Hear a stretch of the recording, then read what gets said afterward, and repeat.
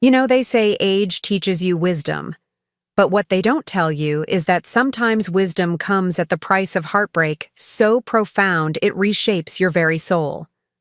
My name is Deborah Allen, though most folks just call me Deb, and at 73 years old, I thought I understood the depths of human nature. I thought I knew my children. I thought love was unconditional, especially between a mother and the baby she brought into this world, nursed through illnesses, cheered through graduations, and supported through every stumble and triumph. Before we jump back in, tell us where you're tuning in from, and if this story touches you, make sure you're subscribed, because tomorrow, I've saved something extra special for you. I was wrong about so many things. What I'm about to share with you happened just 6 months ago, on a Tuesday that started like any other, but ended with me lying on the cold linoleum floor of Henderson's pharmacy, clutching my chest while my own flesh and blood walked away. But that's not even the most shocking part of this story. What happened after? What I discovered about myself and what I was capable of? Well, that's something that will make you question everything you think you know about family, loyalty, and the true meaning of wealth. My husband Gerald passed away 8 years ago, leaving me in our modest 2-bedroom house on Maple Street, the same house where we raised our 3 children and built what I believed was a loving family. The mortgage was paid off decades ago, and Gerald's pension, combined with my Social Security, kept me comfortable enough. I drove a 15-year-old Honda Civic that still ran like a dream, shopped with coupons, and lived the quiet life of a widow who found contentment in simple pleasures, tending my small garden, reading library books, and Sunday dinners with my children and grandchildren. Or so they thought. My children, Michael, Patricia, and Susan, are all in their 40s now, with lives and problems of their own. Michael, my eldest at 48, works in middle management at an insurance company. He's been divorced twice and struggles to make his child support payments while maintaining his lifestyle of expensive suits and flashy cars he can't afford. Patricia, 45, married a man who treats her more like a business partner than a wife, and she's spent the last decade climbing the corporate ladder at a marketing firm, convinced that success means sacrificing everything else. Susan, my baby at 42, has bounced between jobs and relationships her entire adult life, always convinced that happiness is just one more career change or boyfriend away. They all live within 30 minutes of me, yet somehow their lives became too busy, too complicated, too important to include their mother in any meaningful way. Our conversations became perfunctory phone calls where they'd ask how I was doing without really listening to the answer, or brief visits where they'd glance at their phones more than they looked at me. But I told myself this was normal. This was how adult children lived their lives. They had their own families, their own responsibilities. I couldn't expect them to hover around their aging mother like I was some fragile antique that might break at any moment. The Tuesday that changed everything started with Patricia calling to ask if I could pick up her prescription at Henderson's pharmacy. She was swamped at work, she said, dealing with some crisis that absolutely couldn't wait. Would I mind terribly? She'd pay me back for the medication, of course. She always said she'd pay me back, though somehow the repayment rarely materialized. I didn't mind. I was going to the pharmacy anyway to pick up my heart medication, the little white pills that kept my irregular heartbeat in check, a condition I'd developed after Gerald died. Stress-induced, the doctor said, though I never told my children about it. They had enough to worry about without adding their mother's health problems to their list. Susan was supposed to drive me that day. My eyesight isn't what it used to be, especially at night. And though I can still drive during the day, the children had insisted I shouldn't drive alone to medical appointments anymore. It was one of the few times they seemed genuinely concerned about my welfare, though I sometimes wondered if their concern was more about liability than love. When Susan arrived at my house that Tuesday afternoon, she was already agitated. Her phone was pressed to her ear, and she was having what sounded like a heated discussion with her latest boyfriend, Derek, about some party they were supposed to attend that evening. She barely acknowledged me as I climbed into her car, just held up one finger to indicate I should wait while she finished her conversation. Michael met us at the pharmacy. He'd called earlier to say he needed to pick up something for his headaches and thought we could all go together, kill two birds with one stone. Though when he arrived, he looked less like a man with a headache and more like a man who'd spent his lunch break at the bar around the corner. His tie was loosened, his face flushed, and he carried that particular air of barely contained irritation that seemed to follow him everywhere these days. Henderson's Pharmacy is one of those old-fashioned places that's been serving our community for over 50 years. Mr. Henderson himself retired a decade ago, but his son kept the family name and the family atmosphere. The aisles are narrow, lined with everything from prescription medications to greeting cards, and there's always a small line of elderly folks waiting to pick up their monthly supplies of pills that keep us functioning. I should have known something was wrong when we walked in, and I felt that familiar tightness in my chest. But I attributed it to the stress of listening to Susan's phone conversation and Michael's obvious impatience. He kept checking his watch and sighing loudly, making it clear to everyone in the small pharmacy that he had more important places to be. The pharmacist, a young woman named Jennifer who'd always been kind to me, was busy with another customer when we arrived. I took my place in line, prescription bottle in hand, while Susan continued her phone call near the vitamin display, and Michael paced near the front door like a caged animal. That's when Patricia called Susan's phone. I could only hear one side of the conversation, but apparently, there was some emergency at Patricia's office, some client meeting that had gone sideways, and she needed Susan to pick up her children from school because Patricia's husband was out of town and couldn't help. Susan's voice rose with frustration. This was exactly the kind of family obligation that always seemed to derail her carefully laid plans. She'd have to cancel her dinner plans with Derek, which would probably lead to another fight, which would probably lead to another breakup. And why was it always her responsibility to drop everything for everyone else? Michael overheard enough of the conversation to interject his own commentary about family responsibilities and how everyone needed to prioritize better, which was rich coming from a man who hadn't attended a family function in 6 months. His comment sparked an argument between him and Susan about who was more reliable, who contributed more to the family, and who had the right to judge anyone else's choices. I stood in line, feeling the walls of the small pharmacy closing in as my children's voices grew louder and the tightness in my chest intensified. Other customers were beginning to stare, and I felt the familiar flush of embarrassment that came with being associated with people who couldn't control themselves in public.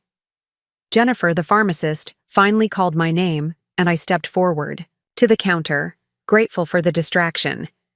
But as I reached into my purse for my identification, the tightness in my chest suddenly became a crushing weight, as if someone had placed a boulder on my sternum and was pressing down with all their might. The pain radiated down my left arm and up into my jaw, and I recognized the sensation immediately from the heart attack awareness pamphlets my doctor had given me months earlier. This wasn't stress. This wasn't anxiety about my children's behavior. This was my heart, literally breaking down in the middle of Henderson's Pharmacy on a Tuesday afternoon. I tried to call out to Michael and Susan, but my voice came out as barely a whisper. The prescription bottle slipped from my fingers and scattered pills across the counter as I reached out to steady myself. Jennifer's eyes widened with alarm as she saw me clutching my chest, and she immediately reached for the phone to call for help. But my children, my own flesh and blood, were so absorbed in their argument about who had more responsibilities and who was more put upon by life that they didn't notice their mother collapsing just 10 feet away from them. I slumped against the counter, then slid to the floor, the cold linoleum pressing against my cheek as waves of pain crashed through my chest. Preparing and narrating this story took us a lot of time, so if you are enjoying it, subscribe to our channel. It means a lot to us. Now back to the story.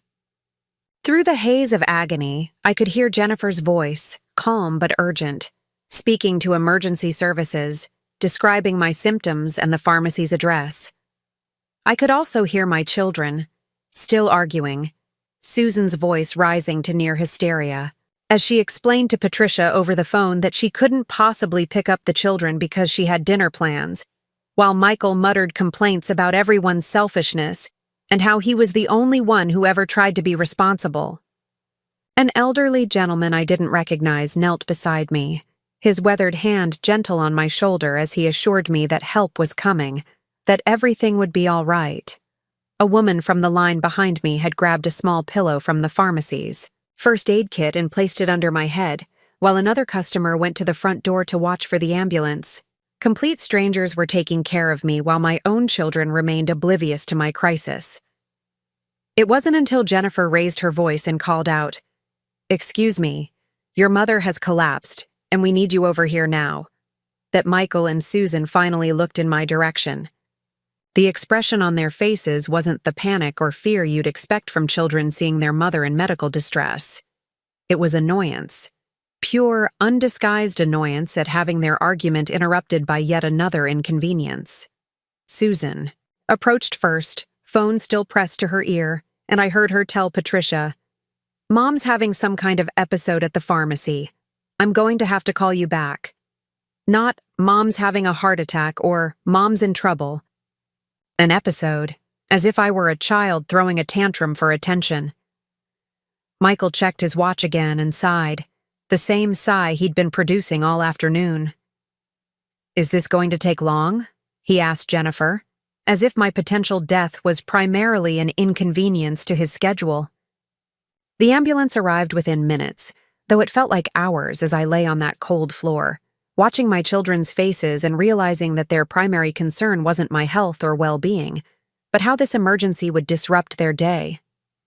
The paramedics were professional and kind, asking me questions about my symptoms while they checked my vital signs and prepared to transport me to the hospital. One of them, a young man who reminded me of my grandson, held my hand and assured me that I was going to be fine, that they'd take good care of me. As they loaded me onto the stretcher, I expected my children to follow, to ride in the ambulance, or drive behind us to the hospital. Instead, I heard Susan telling the paramedic that she had an urgent family matter to attend to, but would meet us at the hospital later. Michael was already back on his phone, apparently calling his office to explain why he'd be late returning from lunch. The last thing I saw before the ambulance doors closed was my children walking toward their cars. Susan already back on her phone with Derek, probably explaining why their dinner would be delayed, while Michael loosened his tie further and headed toward his BMW. They left me. In my moment of greatest vulnerability, when I needed them most, they simply left. The ride to the hospital was a blur of medical equipment, gentle voices, and the growing realization that everything I thought I knew about my family was built on a foundation of self-deception.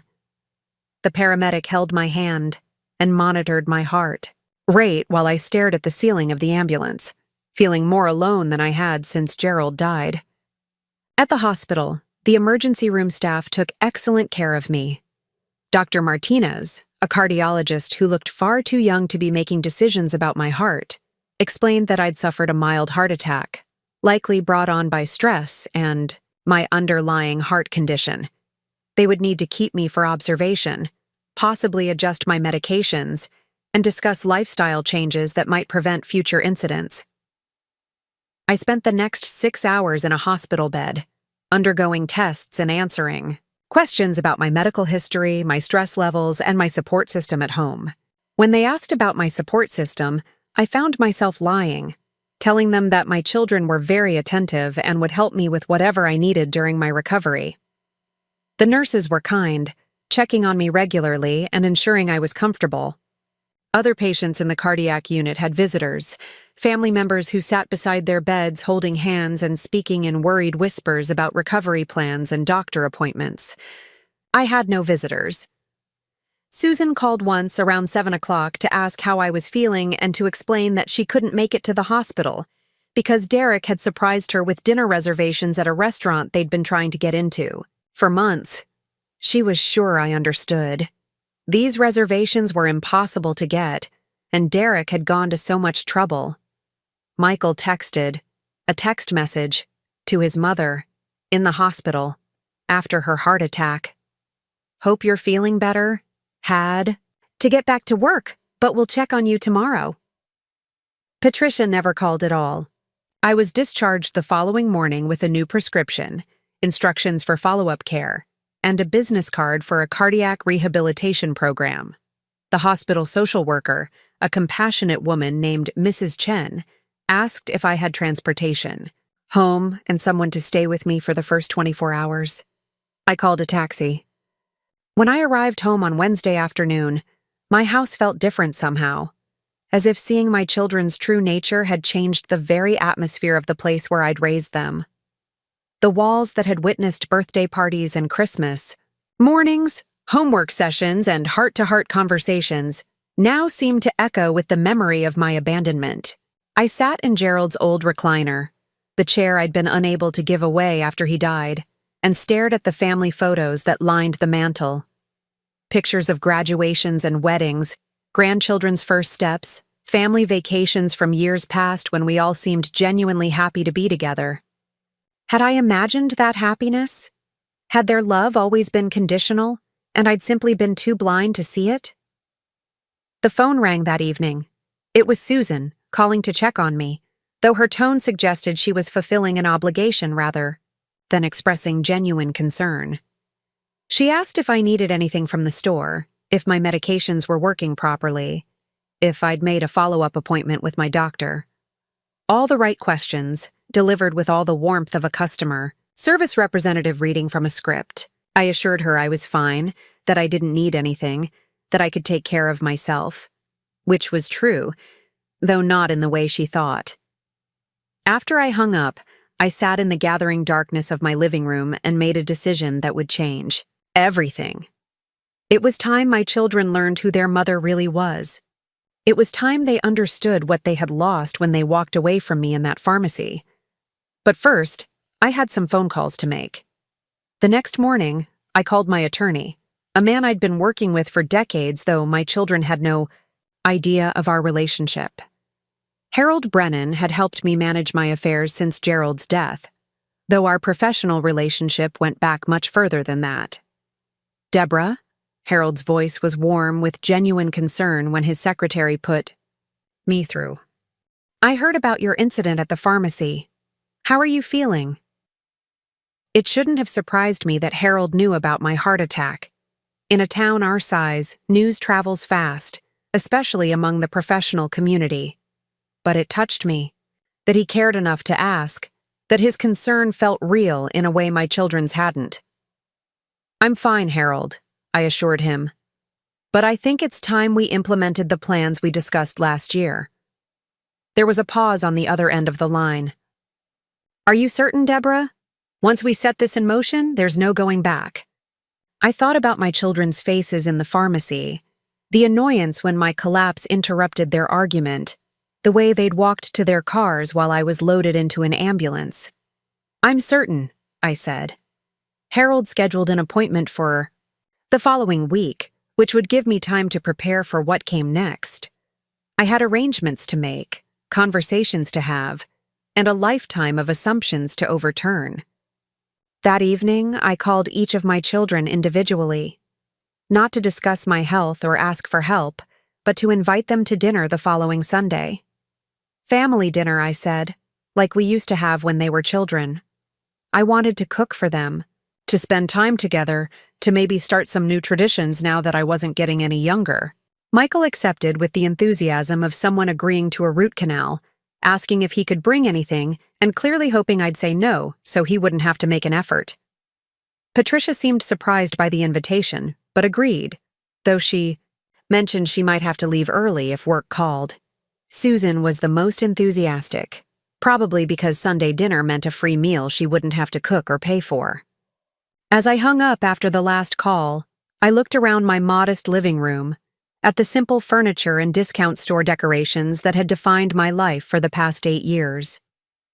My children saw poverty when they looked at my life, or at best, careful frugality. They saw a woman who needed their help, who depended on their occasional generosity, who should be grateful for whatever attention they chose to spare. They had no idea what I was actually worth. They had no idea what they'd lost when they walked away from me in that pharmacy. But they were about to find out. The weekend passed quietly. I spent Saturday preparing for Sunday dinner, shopping for ingredients, and planning a menu of my children's favorite dishes from their childhood. Pot roast with carrots and potatoes for Michael, green bean casserole for Patricia, and chocolate cake for Susan. The kind of meal that used to bring us together around the dining room table, when conversation flowed easily and laughter filled the house.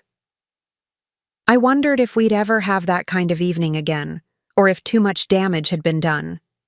I wondered if my children were capable of the kind of love I'd always believed in, or if their hearts had been hardened by years of focusing on what they wanted rather than what they could give. Sunday arrived gray and overcast, matching my mood as I prepared for what might be the last family dinner we'd ever share. I set the table with Gerald's mother's china, the good plates we'd used for special occasions when the children were small. I arranged flowers from my garden in the center of the table and lit candles, creating the kind of warm, welcoming atmosphere I hoped might soften whatever conversation was coming. Michael arrived first, 15 minutes late and carrying a bottle of wine that looked like he'd grabbed it from a gas station on the way over. He kissed my cheek dutifully and asked how I was feeling, though his eyes were already scanning the room, as if calculating how long he'd need to stay to fulfill his obligation. Patricia came next, dressed in her work clothes and carrying her phone, which buzzed constantly with what she assured me were urgent messages that she'd handle later. She complimented the table setting and asked if there was anything she could do to help, though her tone suggested she hoped the answer was no. Susan was 30 minutes late, full of apologies about traffic and a last-minute phone call from Derek that she absolutely had to take. She'd brought store-bought dinner rolls that were still in the plastic bag, and she seemed surprised that we weren't eating immediately since she was starving and had plans later that evening. As we sat around the table, sharing the meal I'd spent hours preparing, I watched my children's faces and listened to their conversation. Michael talked about his work stress and his ex-wife's unreasonable demands for child support. Patricia discussed her latest promotion opportunity and the sacrifices she was making to advance her career. Susan complained about Derek's commitment, issues, and her search for a new job that would finally make her happy. Not one of them asked about my health, my recovery, or how I was coping with living alone after my heart attack. The conversation revolved entirely around their problems, their needs, their frustrations with life not meeting their expectations. As I cleared the dessert plates and served coffee, I realized that this dinner had confirmed what I'd begun to suspect in that pharmacy. My children didn't see me as a person with her own hopes, fears, and dreams.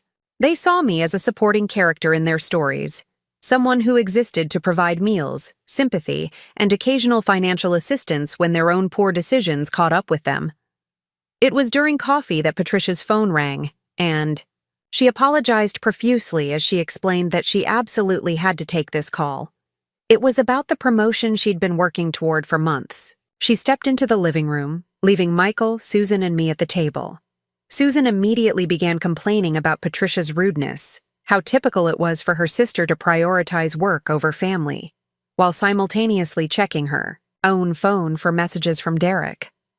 Michael nodded along while mentally calculating how soon he could leave without appearing completely heartless, and I sat there, looking at these two middle-aged people who had once been the center of my universe, and realized that somewhere along the way, I'd failed them as a mother.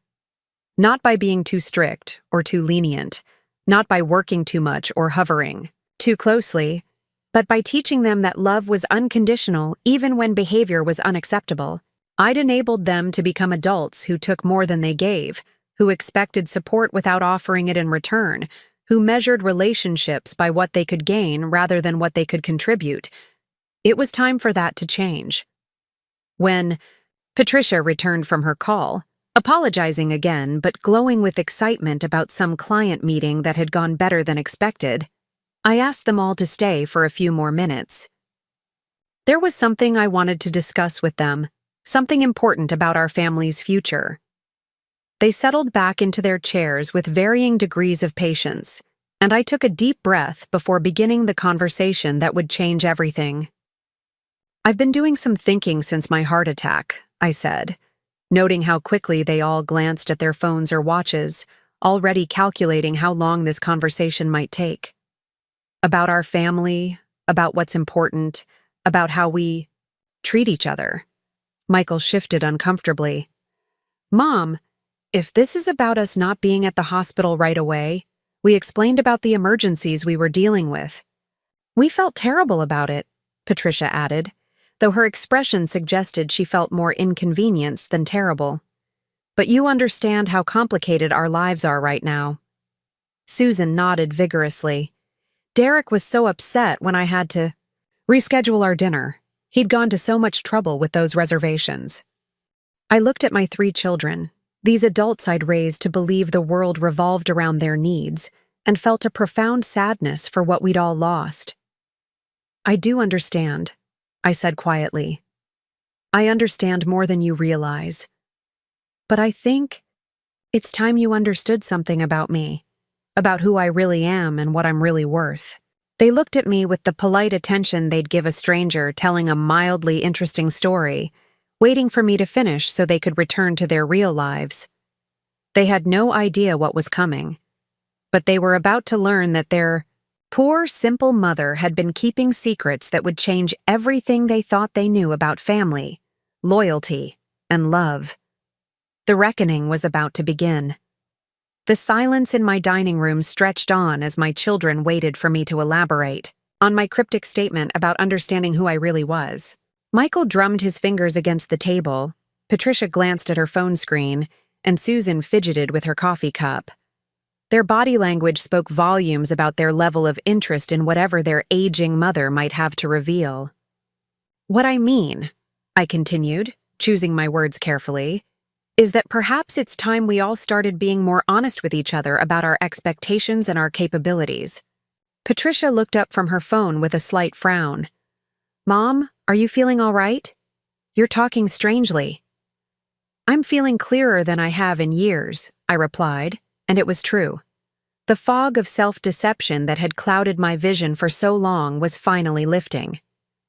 "I'm talking about the future, about what happens when I'm no longer here to provide the safety net you've all grown accustomed to."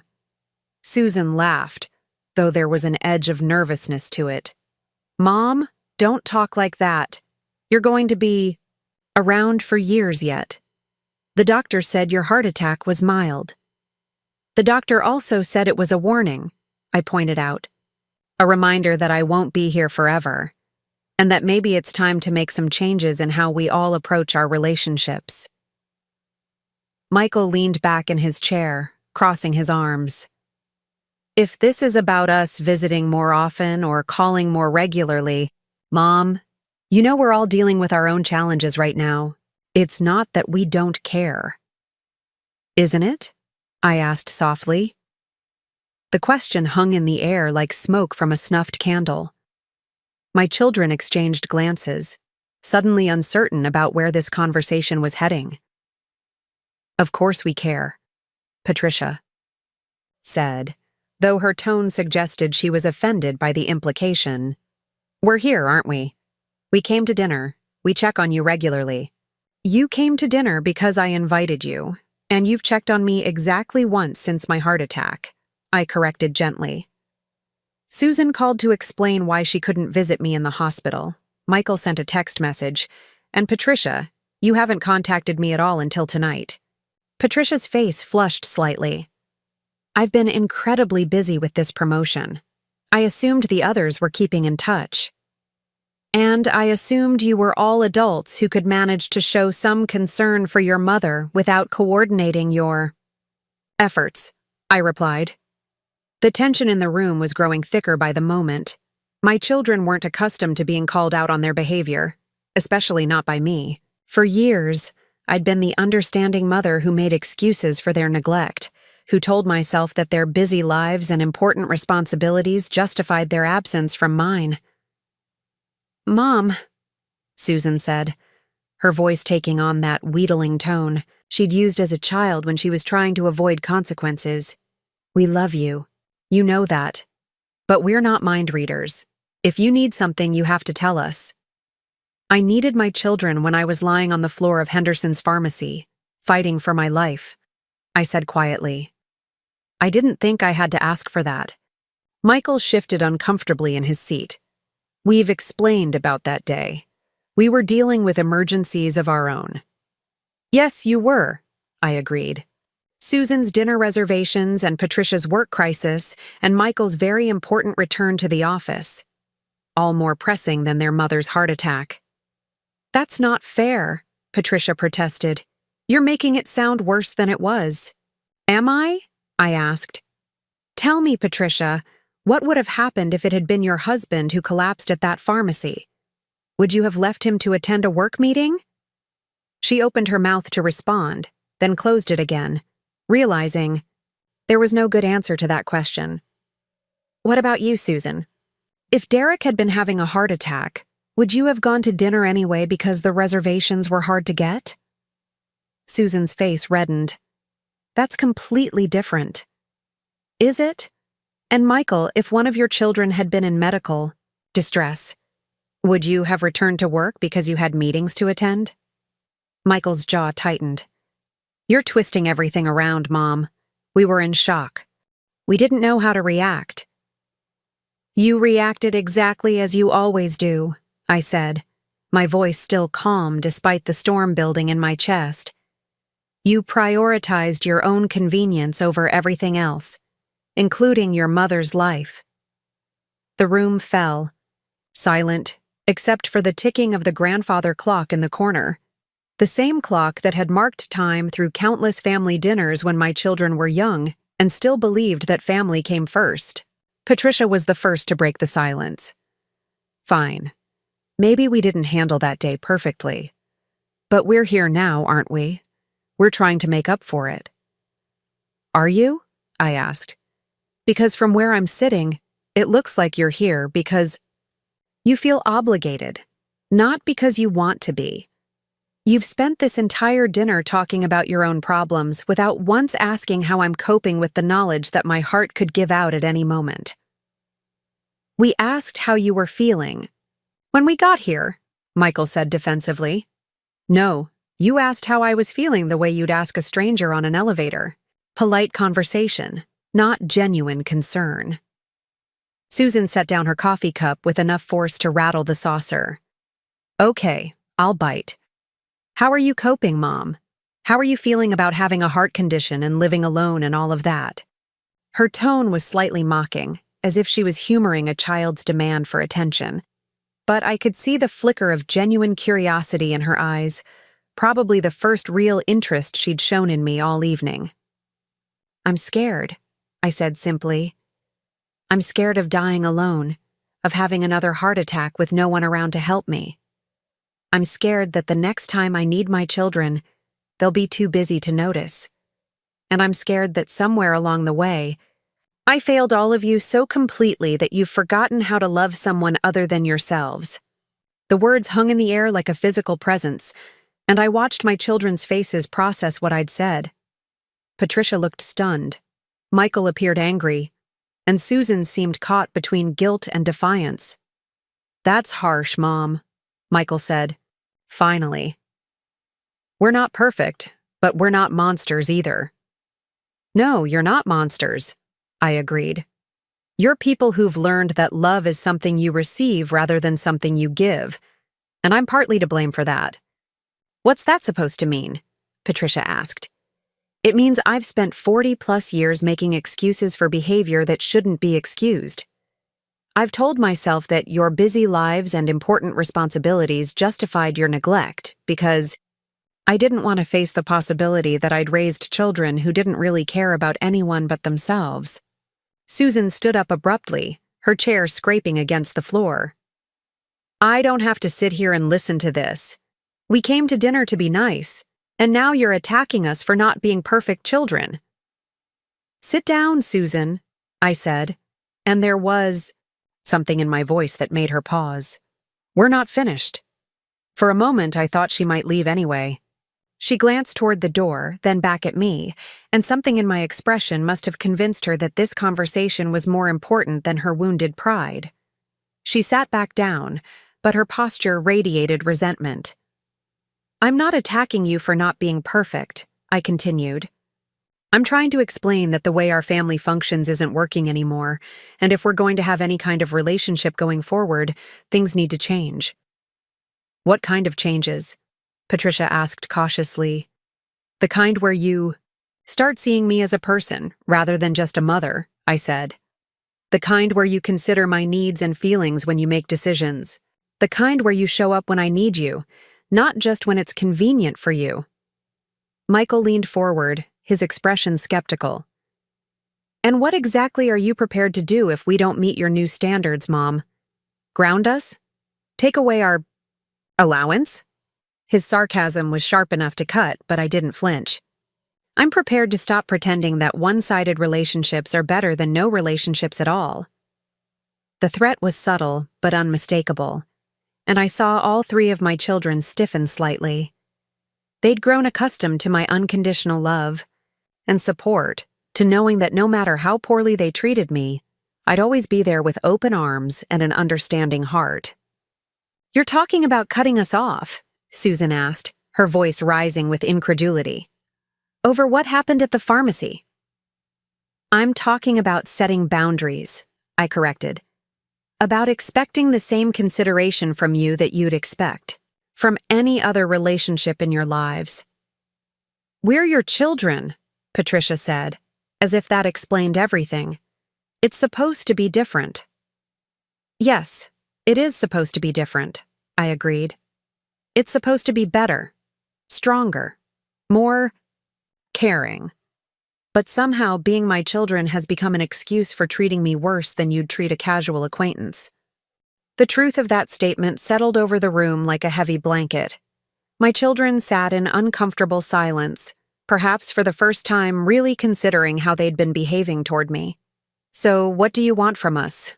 Michael asked. Finally, his tone less combative than it had been. "I want you to care about me the way I've always cared about you," I said. "I want you to consider my feelings when you make plans that affect me. I want you to show up when I need you, the way I've always shown up for you. I want conversations where you ask about my life and actually listen to the answers. We can do that," Susan said quickly, though her eagerness seemed more about ending this uncomfortable conversation than genuine commitment to change. "Can you?" I asked. "Because I've been hearing promises like that for years, and somehow things never actually change." Patricia's phone buzzed, and she glanced at it automatically before catching herself and putting it face down on the table. "Sorry. Old habit." "That's exactly what I'm talking about," I said. "Your phone buzzed, and your first instinct was to check it, even in the middle of this conversation about putting family first." She looked genuinely chastened. "You're right. I'm sorry.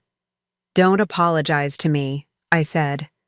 "Apologize to yourself for letting work control your life so completely that you can't even have dinner with your mother without being on call." "My job is demanding," she said defensively. "If I want this promotion, I have to be available." "And what happens when you get the promotion? Will you finally have time for your family then? Or will there be another promotion to chase? Another level of success that requires sacrificing everything else?" Patricia didn't answer, but I could see the question had hit home. She'd been climbing the corporate ladder for years, always convinced that the next rung would bring her the satisfaction and security she craved, but each achievement only seemed to create new pressures and demands. "What about you, Michael?" I asked, turning to my eldest son. "When was the last time you did something for someone else without calculating what you'd get in return?" "I do plenty for other people," he said, though his tone suggested he wasn't entirely convinced of his own words.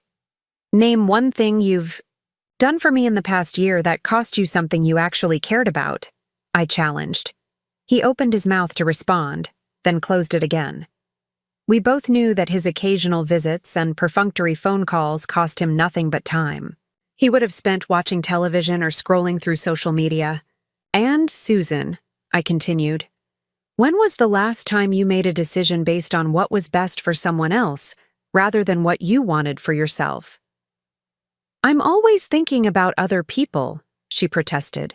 I worry about you all the time.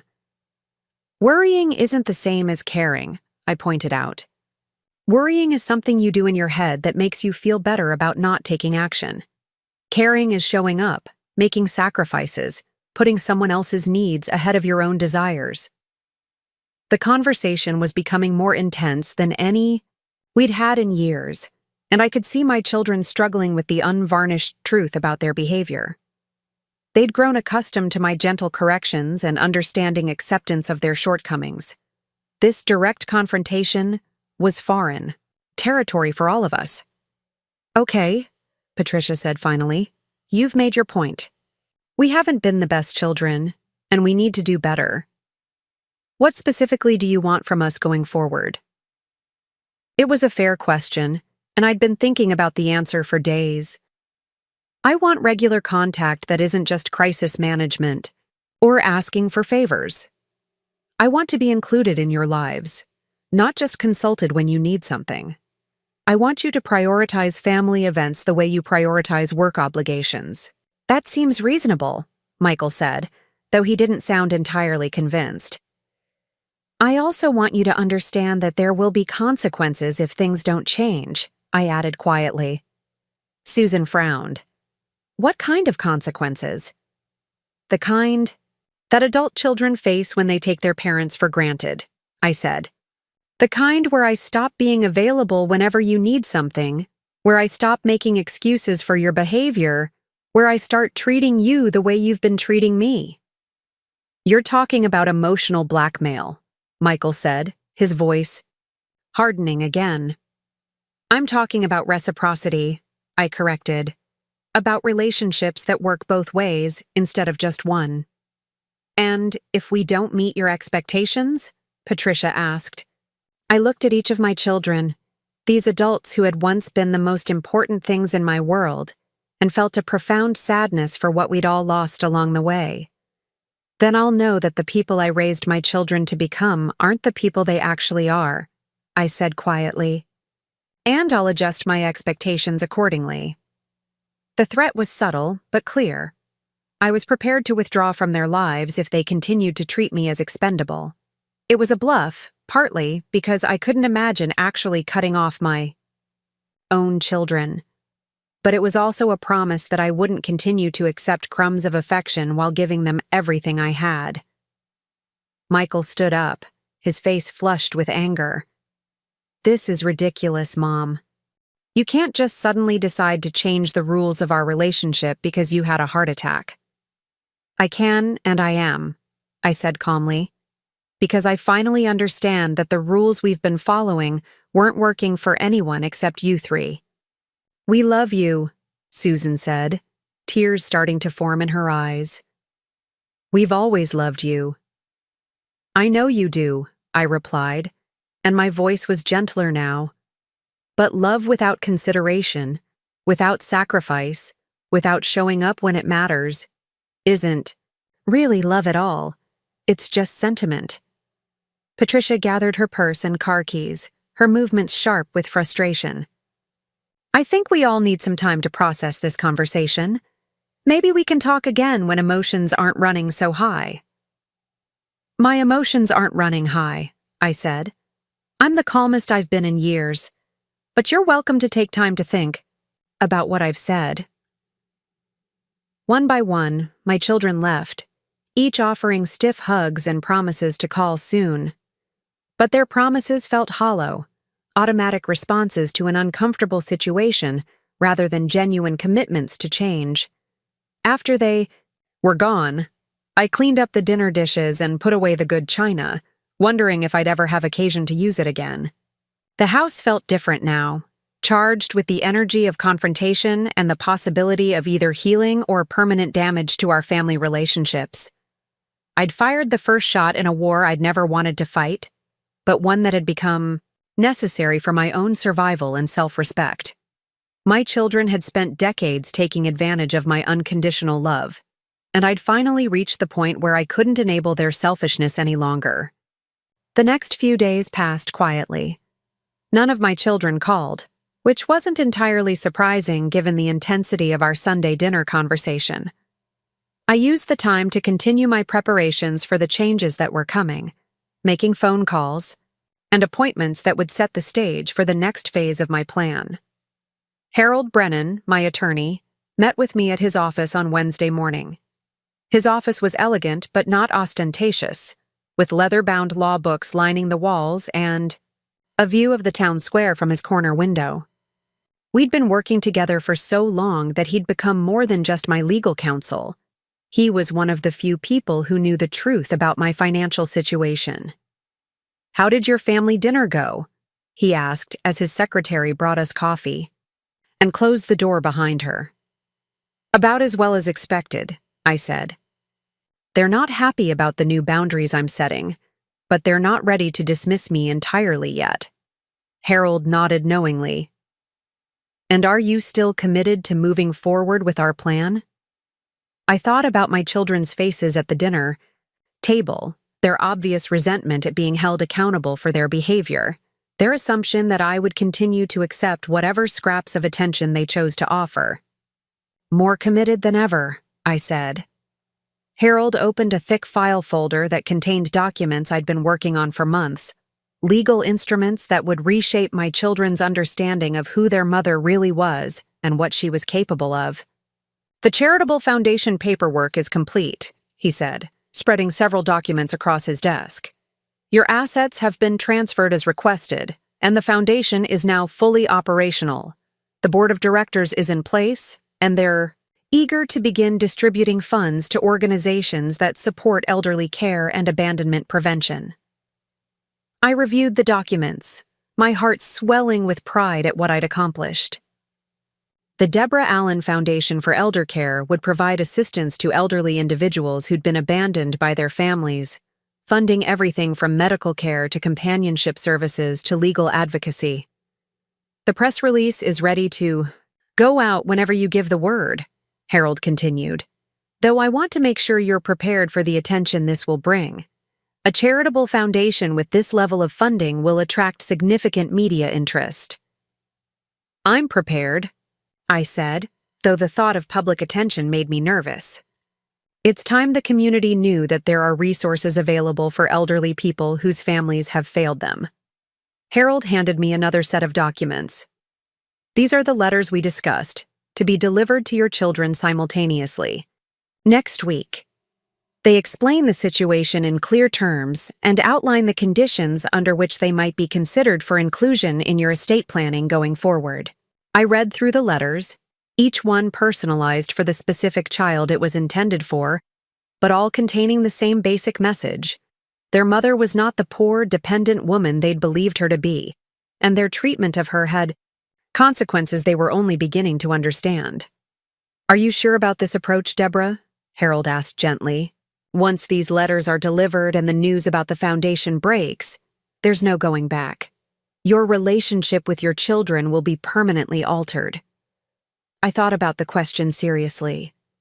Was I sure I wanted to blow up the comfortable illusion that had governed our family relationships for so many years? Was I prepared for the anger, the accusations, the possible permanent estrangement that might result from my actions?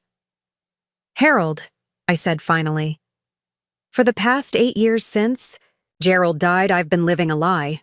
I've pretended to be a poor widow dependent on her children's occasional charity, while actually being in a position to help them in ways they can't imagine.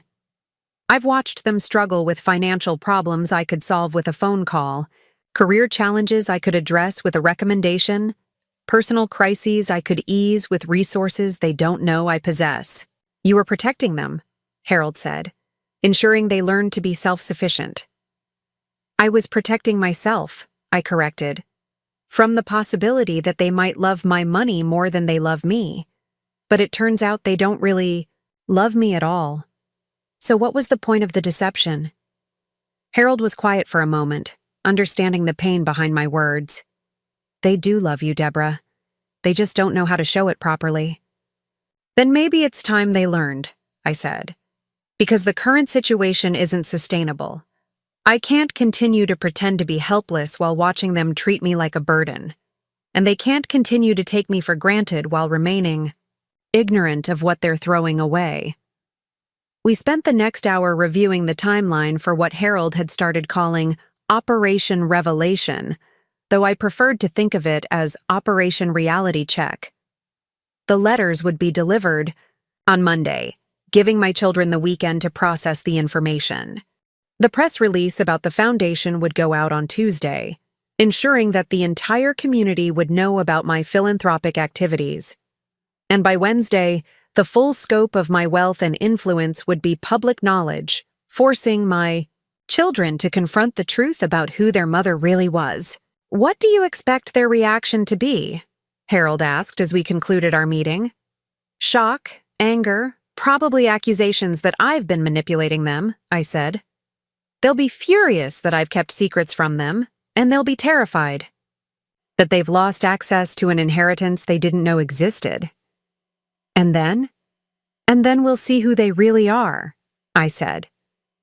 "We'll see if they're capable of genuine love and respect, or if they're just gold diggers who've been too incompetent to dig for the right gold." Harold chuckled despite himself. "You've certainly developed a harder edge since your heart attack." "I've developed clarity," I corrected. "For the first time in years, I can see my situation clearly, without the fog of wishful thinking and maternal guilt that's been clouding my judgment." I left Harold's office feeling more determined than ever to follow through with my plan. The legal mechanisms were in place, the financial arrangements were complete, and all that remained was to set events in motion and see how my children responded to the truth about their mother. The rest of the week passed slowly. My children maintained their silence, presumably still processing our difficult dinner conversation and deciding how to respond to my new expectations. I used the quiet time to prepare for the storm that was coming, making sure my own affairs were in order and my emotional defenses were strong enough to withstand whatever reactions my revelations might provoke. On Friday evening, Patricia finally called. Her voice was strained but carefully controlled, the tone she used for difficult conversations with clients or colleagues. "Mom, I've been thinking about our conversation on Sunday," she began, "and I want you to know that I'm committed to doing better. I know I haven't been the most attentive daughter, and I want to change that." "I'm glad to hear that," I said, though I wondered if her motivation was genuine concern or simply a desire to return to the comfortable status quo. "I was thinking we could have lunch this weekend," she continued.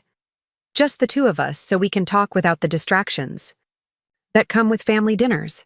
It was a thoughtful offer, the kind of gesture I'd been hoping for from my children for years. But the timing felt suspicious, coming just before the revelations that would change everything. "That sounds lovely," I said. "But I'm afraid I have some other obligations this weekend. What about next week?" "Next week is going to be crazy for me at work," she said quickly. This weekend would really be better. I could hear the urgency in her voice, the need to reestablish our relationship on her terms before something changed.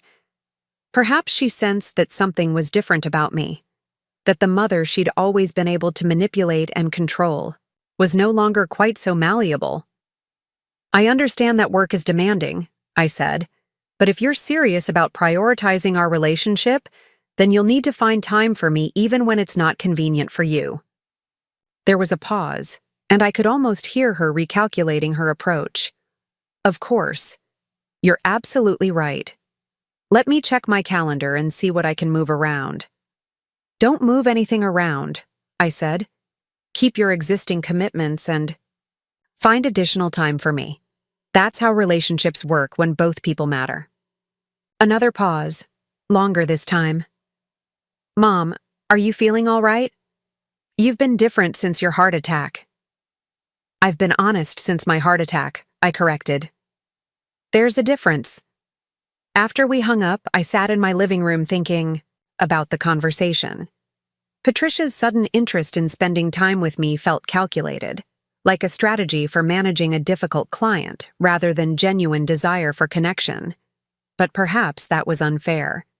Perhaps she was genuinely trying to change, and I was too cynical to recognize her efforts. I would know soon enough. By the end of the following week, all pretenses would be stripped away, and we would all see clearly who we really were and what we actually meant to each other. The weekend passed quietly, with no further contact from my children. I spent Saturday working in my garden, tending to the roses Gerald had planted years ago, and thinking about the life we'd built together in this house. He'd been gone for 8 years, but I could still feel his presence in the rooms we'd shared, still hear his voice offering the practical wisdom that had guided so many of our decisions. What would Gerald think of what I was about to do? Would he approve of my plan to shake up our children's comfortable assumptions, or would he counsel patience and understanding? I thought he would support me. Gerald had never been one to enable bad behavior, even from people he loved. He'd believed in natural consequences and honest communication, values that had somehow gotten lost in my desperate desire to maintain family harmony after his death. On Sunday, I attended church for the first time in months. I'd been avoiding services since my heart attack, partly because of my reduced energy levels, but mostly because I wasn't ready to face the well-meaning questions and sympathy of the congregation. But that morning, I felt the need for spiritual grounding before the events of the coming week. Reverend Matthews approached me after the service, his weathered face creased with genuine concern. "Deborah, it's so good to see you. How are you feeling?" "Much better, thank you," I said, clearer about some things than I've been in a long time. He studied my face with the perceptive eyes of someone who'd spent decades counseling people through difficult times. "Sometimes clarity comes from the most unexpected places, doesn't it?" "It certainly does," I agreed. "If you ever need someone to talk through whatever's on your mind, you know where to find me," he said. "Big decisions are easier to make when you're not making them alone." I thanked him for his offer, touched by his perception and kindness. It occurred to me that Reverend Matthews had shown more genuine concern for my well-being in 5 minutes than my children had shown in weeks. Monday morning arrived gray and drizzly, matching my mood as I prepared for the day that would change everything. Harold had assured me that the letters would be delivered simultaneously to all 3 of my children at their workplaces, ensuring they wouldn't have time to coordinate their responses or present a united front against what they would undoubtedly see as my betrayal. I spent the morning trying to distract myself with routine activities, but my mind kept returning to the moment when my children would open those envelopes and discover that their understanding of their mother, their family, and their future had been built on incomplete information. By afternoon, I couldn't concentrate on anything. I found myself checking the clock every few minutes, calculating when the letters would be delivered, when my children would read them, when my phone would start ringing with their shocked and angry responses. The first call came at 3:30. It was Susan, and she was crying. "Mom," she said through her tears, "I just got the most confusing letter from some lawyer. It says things about you that can't possibly be true. There must be some mistake." "There's no mistake, Susan," I said gently. "Everything in that letter is accurate." "But it says you're worth millions of dollars," she sobbed. "It says you've been giving money to charity while letting us struggle with our problems. It says you've been lying to us for years." "I haven't been lying," I said. "I simply haven't told you everything about my financial situation." "That's the same thing," she cried. "How could you let me worry about paying my rent when you had millions of dollars? How could you watch Michael struggle with child support payments when you could have helped him? Because helping you financially wouldn't have helped you become better people," I said. "And because I wanted to know that you loved me for who I was, not for what I could give you." "That's twisted, Mom. That's really twisted." "Is it more twisted than abandoning your mother during a heart attack because you had dinner plans?" Susan fell silent, and I could hear her crying softly on the other end of the line. The letter says that if we want to be considered for your inheritance, we have to meet certain conditions, she said finally. What kind of conditions? The kind that demonstrate genuine care and respect, I said. The kind that show me you're capable of loving someone other than yourselves. And if we don't meet your conditions, then you'll continue to live your lives the way you always have, just without the expectation that I'll be there to provide a safety net you never appreciated anyway. After Susan hung up, still crying, I sat in my kitchen and waited for the other calls. Patricia called an hour later, her voice tight with controlled fury. Mother, I just received a very disturbing letter from Harold Brennan. I'm hoping you can explain to me why your attorney is sending threatening communications to your children. I can explain it very simply, I said. You've spent years treating me like an inconvenience, and I've decided to stop pretending that's acceptable. By blackmailing us with an inheritance we didn't even know existed? By setting standards for our relationship that should have been in place years ago. This is financial manipulation, and you know it. This is consequences, Patricia.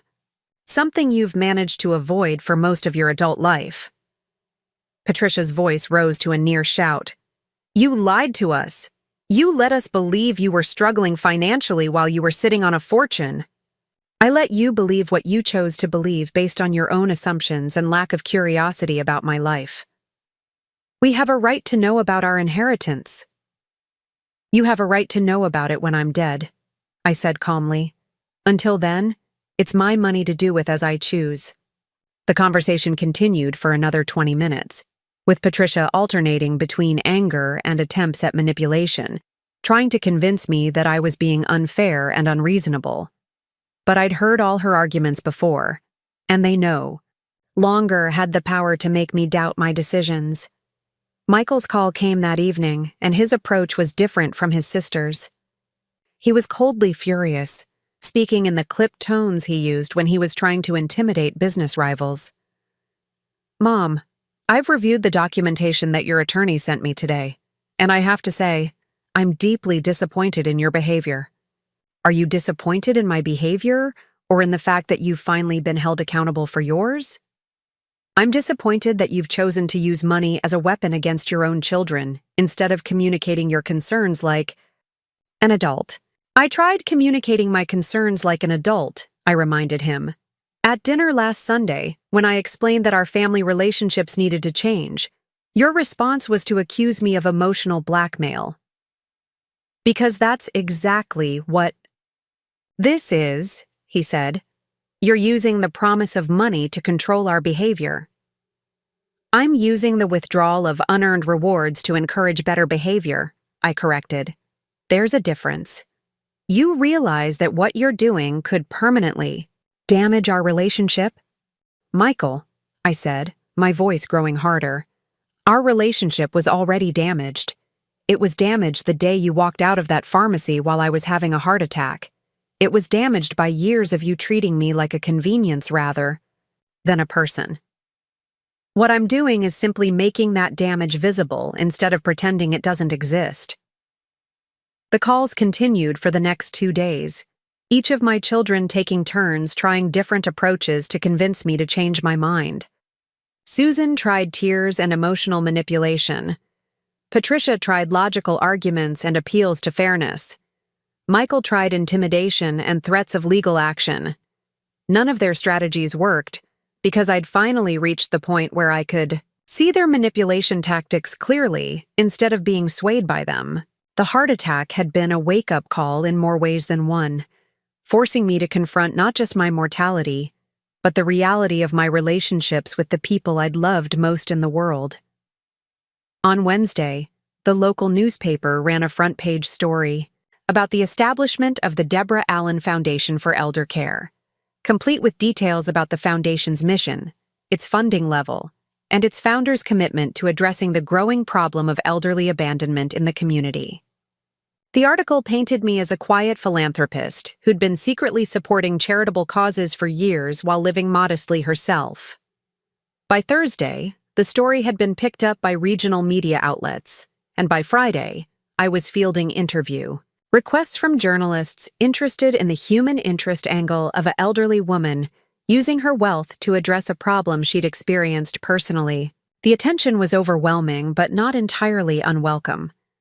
For the first time in years, people were seeing me as someone with agency and purpose, rather than just a lonely widow marking time until death. The foundation had given me a new identity, beyond Michael's mother, or Patricia's mom, or Susan's aging parent. My children, meanwhile, were struggling to process the revelation that their supposedly poor mother was actually a wealthy philanthropist whose charitable activities were making headlines. The comfortable story they'd told themselves about our family dynamics, about their own importance and my dependence on them, had been shattered by the truth about who I really was and what I was capable of accomplishing. The reckoning I'd initiated was far from over, but the first phase was complete. My children now knew that their mother was not the woman they'd thought she was, and they were beginning to understand that their treatment of her had consequences they were only starting to comprehend. The question now was whether they were capable of genuine change, or whether their interest in rebuilding our relationship was motivated entirely by their newfound awareness of what they stood to lose. The weekend following the newspaper article brought an unexpected flurry of activity to my quiet Maple Street home. Neighbors I hadn't spoken to in months suddenly found reasons to stop by, ostensibly to check on my health, but clearly curious about the revelations in the local paper. Mrs. Henderson from next door brought a casserole and stayed for over an hour peppering me with questions about the foundation while trying to appear merely neighborly. "I had no idea you were involved in charitable work, Deborah," she said, settling into Gerald's old recliner as if she planned to stay for the afternoon. "You've always been so modest about your activities." "I prefer to let actions speak louder than words," I replied, pouring her tea from the china service that had belonged to Gerald's grandmother. It felt appropriate to use the good china now that I was no longer pretending to be someone I wasn't. "The article mentioned that the foundation has significant funding," Mrs. Henderson continued, her eyes bright with curiosity. "It must be gratifying to be in a position to help so many people." I could see the wheels turning in her mind, trying to reconcile the modest widow she thought she knew with the philanthropist described in the newspaper. Like my children, she'd made assumptions about my circumstances based on my lifestyle choices, rather than asking direct questions about my situation. "It is gratifying," I agreed, though I'm learning that helping people is more complicated than simply writing checks. True change requires addressing the underlying attitudes and behaviors that create problems in the first place. Mrs. Henderson nodded sagely, though I suspected she missed the deeper meaning of my words. We chatted for another 30 minutes about community affairs and mutual acquaintances before she finally took her leave, no doubt eager to share her observations with other neighbors who were equally curious about my sudden prominence. Similar visits continued throughout the weekend. The mailman lingered longer than usual when delivering packages, asking casual questions about my health and my plans for the foundation. The young woman who delivered groceries commented on how nice it must be to have such accomplished children, clearly fishing for information about my family dynamics. I found myself both amused and slightly annoyed by the sudden attention. These were the same people who'd barely acknowledged my existence for the past 8 years, content to see me as just another aging widow living quietly on a modest fixed income. Now that my financial situation was public knowledge, I'd become interesting again, worthy of their time and consideration. But their attention, however superficial, was still more genuine than what I'd been receiving from my own children. At least Mrs. Henderson and the grocery delivery girl were honest about their curiosity, instead of pretending their interest was motivated by deep concern for my well-being. My children, meanwhile, had maintained radio silence since our explosive phone conversations earlier in the week. I wasn't surprised by their withdrawal. They were undoubtedly strategizing, trying to figure out how to respond to the new reality of who their mother actually was. The comfortable dynamic where they could take me for granted while making minimal effort to maintain our relationship had been permanently disrupted, and they were struggling to find their footing in this unfamiliar territory. On Monday morning, I received a call from Dr. Martinez, my cardiologist, asking if I could come in for an unscheduled appointment. His voice carried a note of concern that immediately put me on alert. "Is everything all right with my test results?" I asked, thinking back to the blood work and EKG I'd had done the previous week. "Your medical results are fine," he assured me. "But I've been reading about your foundation in the newspaper, and I wanted to discuss how this new level of activity might affect your recovery and ongoing heart health." I scheduled the appointment for that afternoon, curious about what Dr. Martinez wanted to discuss. He was a thorough physician who'd been monitoring my heart condition carefully since my attack, and his concern suggested that he understood something about my situation that others might have missed. His office was busy as always, filled with elderly patients dealing with various cardiac issues. As I sat in the waiting room, I observed the other patients and their family members, noting how some children hovered attentively over their aging parents, while others scrolled through their phones, clearly present only out of obligation. An elderly gentleman across from me was accompanied by a woman about Patricia's age, who listened carefully as he described his symptoms and asked thoughtful questions about his medications. Their interaction was warm and respectful, the kind of relationship I'd always hoped to have with my own children. "Mrs. Allen?" A nurse called my name, interrupting my observations. I followed her down the familiar hallway to Dr. Martinez's office, where he greeted me with the same professional warmth he'd shown since becoming my physician. "I wanted to talk with you about the stress factors in your life," he began, settling behind his desk with my chart open in front of him. "When we discussed your heart attack, you mentioned that stress was a significant contributing factor, but you were reluctant to discuss the specific sources of that stress." "Family issues," I said simply.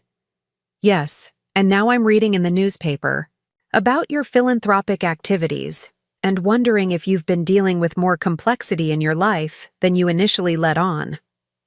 Dr. Martinez had always struck me as particularly perceptive, but his insight into my situation was deeper than I'd expected. "You're wondering if I've been managing financial stress along with family stress?" "I'm wondering if you've been managing the stress of maintaining a public persona that doesn't match your private reality," he said gently. "That kind of psychological burden can be enormous, especially for someone dealing with grief and family difficulties." His observation was so accurate that I felt tears spring to my eyes. For years, I'd been carrying the weight of my deception, the exhausting effort of pretending to be someone I wasn't, in order to protect both my children and myself from truths we weren't ready to face. "You're right," I admitted.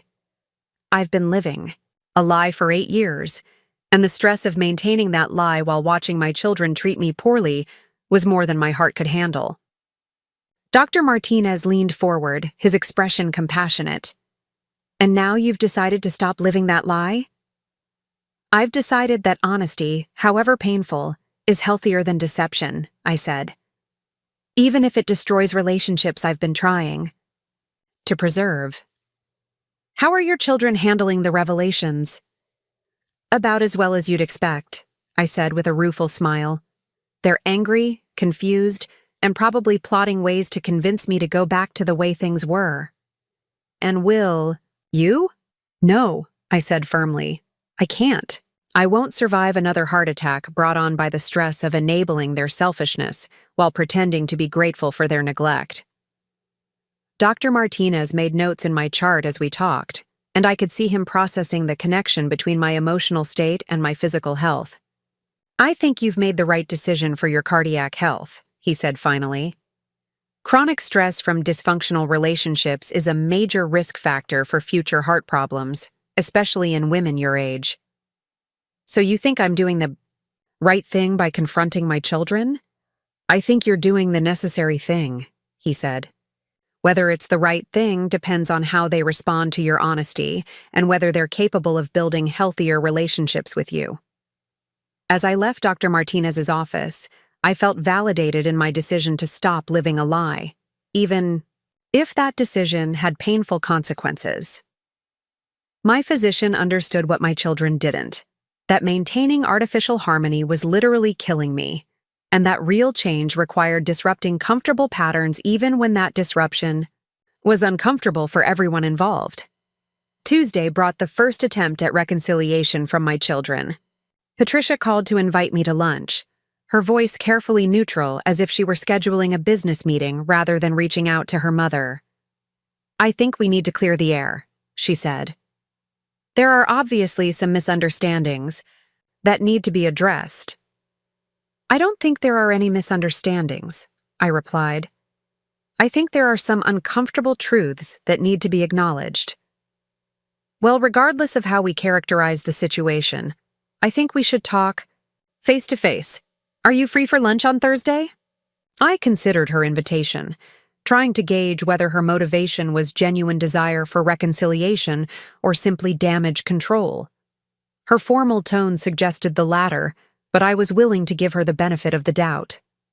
"That would be fine," I said. "Where would you like to meet?" "How about that little cafe downtown, the one with the outdoor seating?" I agreed to meet her at the Garden Cafe, a charming restaurant that had opened a few years earlier in a converted Victorian house. It was the kind of place where business people conducted important conversations, neutral territory that wouldn't favor either of us. Wednesday evening, Susan called with a similar invitation, though her approach was more emotional than Patricia's had been. "Mom, I've been thinking about everything that's happened, and I feel terrible about how I've been treating you," she said, her voice thick with what sounded like genuine remorse. "I want to make things right between us." "I'm glad to hear that," I said, though I remained cautious about her sudden change of heart. "Could we have dinner this weekend? Just the two of us so we can really talk without any distractions?" "I'm having lunch with Patricia on Thursday," I said. "Why don't we schedule something for early next week?" "Next week might be difficult," Susan said quickly. "Derek and I are having some issues, and I might need to focus on sorting those out." It was typical Susan, prioritizing her romantic drama over family relationships even while claiming she wanted to repair our relationship.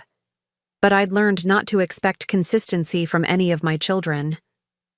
"Then we'll schedule something when you're ready to prioritize our conversation," I said simply. Thursday's lunch with Patricia was as awkward as I'd expected. She arrived at the Garden Cafe dressed in her most professional outfit, as if she were meeting with a difficult client rather than her mother. We were seated at a corner table with a view of the small garden that gave the restaurant its name, surrounded by other diners conducting their own serious conversations. "You look well, Mom," Patricia said as we settled into our seats. "The stress of recent events doesn't seem to have affected your health." "Actually, I'm feeling better than I have in years," I said honestly. "There's something liberating about not having to pretend anymore." Patricia's smile was strained. "About that, I think there may have been some communication problems that led to unnecessary drama." "Such as?" "Such as the fact that you never told us about your financial situation. If we'd known you were comfortable, we might have approached our relationship differently." I studied my daughter's face, noting the careful way she'd phrased her response. "How would you have approached it differently?" "Well, we wouldn't have worried about being a financial burden on you, for one thing. We would have known that you could afford to maintain your independence without our help." "Patricia, in the 8 years since your father died, how many times have you offered me financial help?" She shifted uncomfortably in her seat. "That's not the point." "It's exactly the point. You never offered help because you never thought, I needed it, but you also never showed interest in whether I might need it. Your concern about being a burden was purely theoretical." "That's not fair," she protested. "We've always been willing to help if you'd asked." "Have you?" Because when I mentioned that my medications were expensive, you suggested I talk to my doctor about generic alternatives. When I said my car was having problems, you recommended a mechanic instead of offering to help with repairs. When I complained about the cost of home maintenance, you suggested I downsize to a smaller place. Patricia's face flushed slightly. Those were practical suggestions. Those were ways of avoiding responsibility while appearing helpful, I corrected. Just like your sudden interest in our relationship is a way of managing the situation rather than genuinely addressing the problems between us. We ordered our meals in tense silence, both of us recognizing that this conversation wasn't going according to Patricia's plan. She'd clearly expected to smooth things over with reasonable explanations and practical solutions, but I wasn't interested in returning to our previous dynamic. "Mom," she said finally, "I understand that you're upset about our behavior, and I'm willing to admit that we haven't been perfect children. But using your inheritance as leverage to force us to change seems manipulative." "What inheritance are you referring to?" I asked. "Your estate. The money you'll leave behind when you die." "Patricia, you have no inheritance," I said quietly. "Everything I have is either going to charity now or will go to charity when I die." Her fork clattered against her plate. "What do you mean everything is going to charity?" "I mean exactly what I said. I've donated most of my assets to the foundation, and the remainder will follow when I'm gone. There is no inheritance for you or your siblings to fight over." "But the lawyer's letter mentioned conditions for being included in your estate planning." "The conditions relate to whether I'll consider providing financial assistance while I'm alive, not after I'm dead," I explained. "Whether I help you with your current problems depends on whether you can demonstrate that you value me as a person, rather than just as a potential source of money." Patricia stared at me in stunned silence, clearly trying to process this information. "You've given away our inheritance to strangers?" "I've given away my money to causes I care about," I corrected. "It was never your inheritance. It was my money to do with as I chose." "But we're your children," she said, her voice rising slightly. "We should inherit your estate." "Why? Because you happen to share my DNA? Because you've been such loving, attentive children that you've earned the right to profit from my death?" Patricia's composure was beginning to crack, revealing the anger and entitlement beneath her professional facade. "Because that's how families work. Parents leave their money to their children." "Parents who have loving relationships with their children sometimes choose to leave them money," I said. "Parents whose children abandon them during heart attacks might make different choices." "You're punishing us forever for one bad day?" "I'm responding to a pattern of behavior that spans years, not one incident," I said. The pharmacy was just the moment when I finally saw that pattern clearly. We finished our meal in uncomfortable silence, Patricia clearly struggling to accept that her assumptions about her future financial security had been completely wrong. As we prepared to leave, she made one final attempt to salvage the situation. "If we change, if we become the children you want us to be, would you reconsider your estate planning?" "Patricia, if you become the children I raised you to be, you won't need my money," I said. "You'll be successful and fulfilled in your own right, and you'll find meaning in your relationships rather than in your bank account. That's easy to say when you're the one with millions of dollars." "Is it? Because I've been living modestly for 8 years while sitting on those millions, and I've been happier in the past 2 weeks since I started being honest than I was in all the years I spent pretending to be poor." Patricia left the restaurant clearly shaken by our conversation, and I sat in my car for several minutes afterward, processing my own emotions about what had just transpired. I felt sad for the daughter who'd become so focused on material success that she couldn't understand the value of authentic relationships, but I also felt relieved to have finally spoken the complete truth about my intentions. My phone rang as I was driving home. It was Michael, and his voice carried the controlled fury I'd come to associate with his most difficult moods. "Mom," I just got off the phone with Patricia, and she told me some very disturbing things about your conversation today. Such as? Such as the fact that you've apparently decided to disinherit all of us in favor of complete strangers.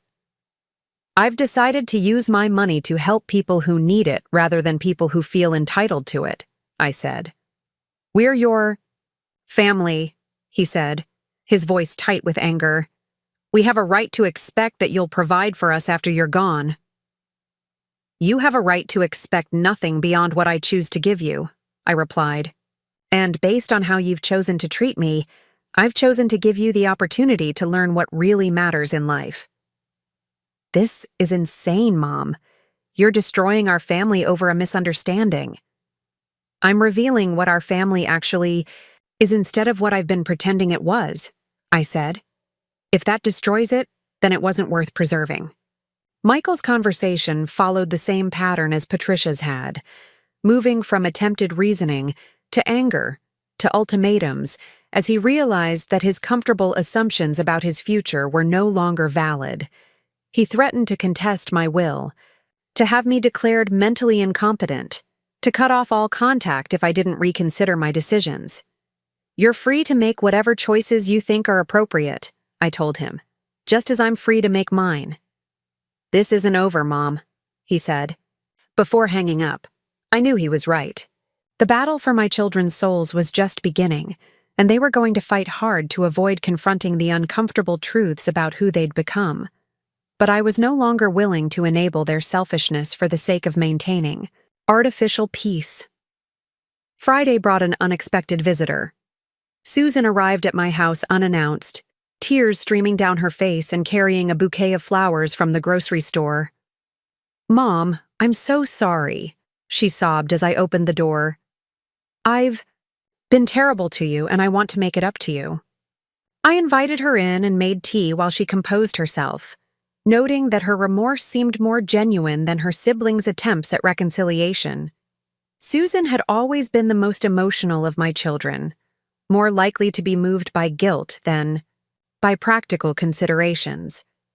I keep thinking about that day at the pharmacy, she said as we settled in the living room.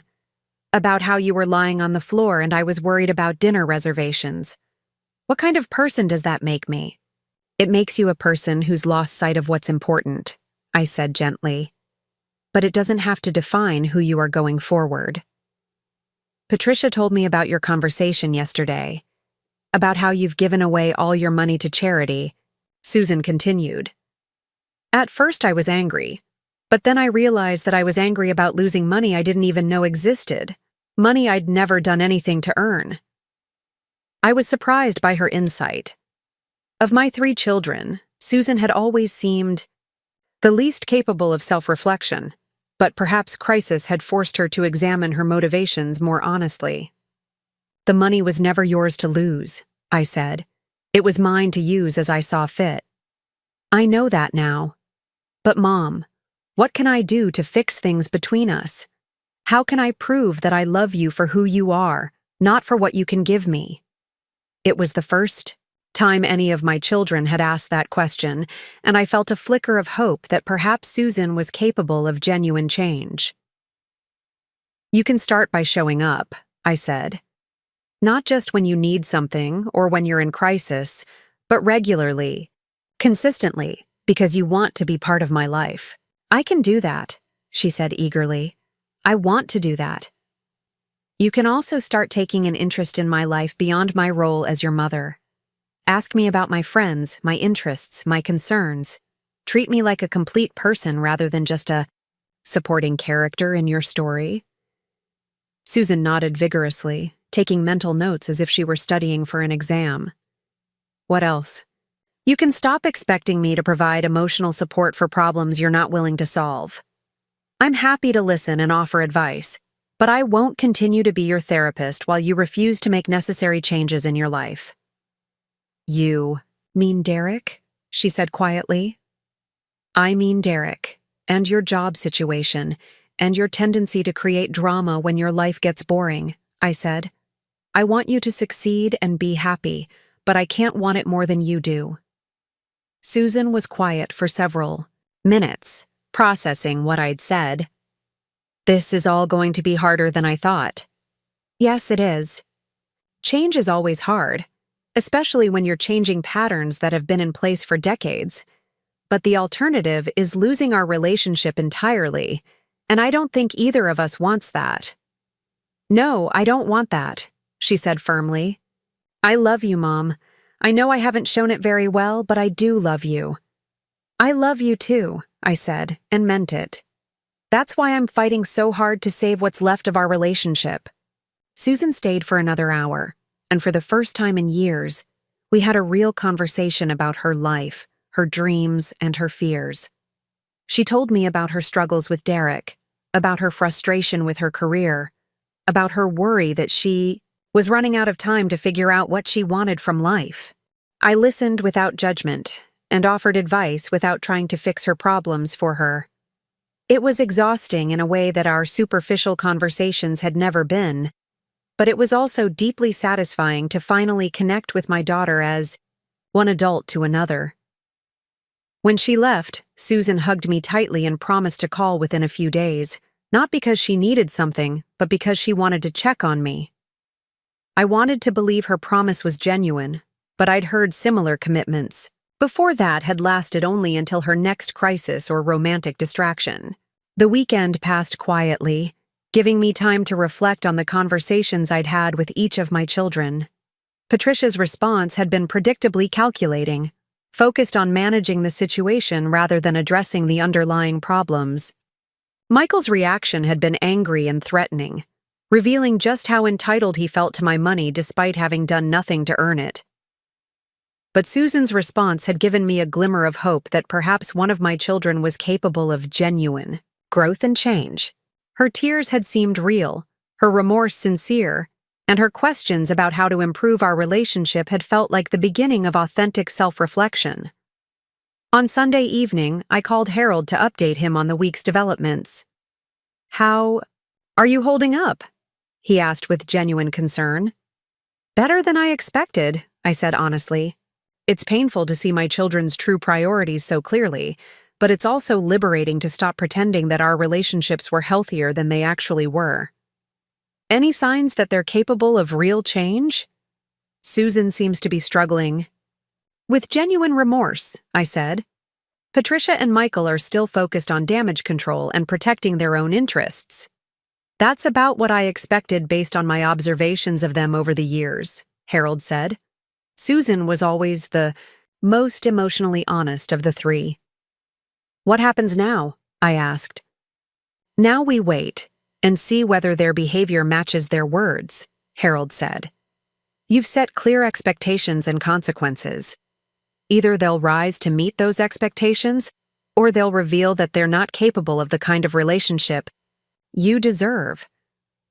And if they're not capable, then you'll know that you made the right decision in redirecting your resources toward people who will actually benefit from your generosity, Harold said.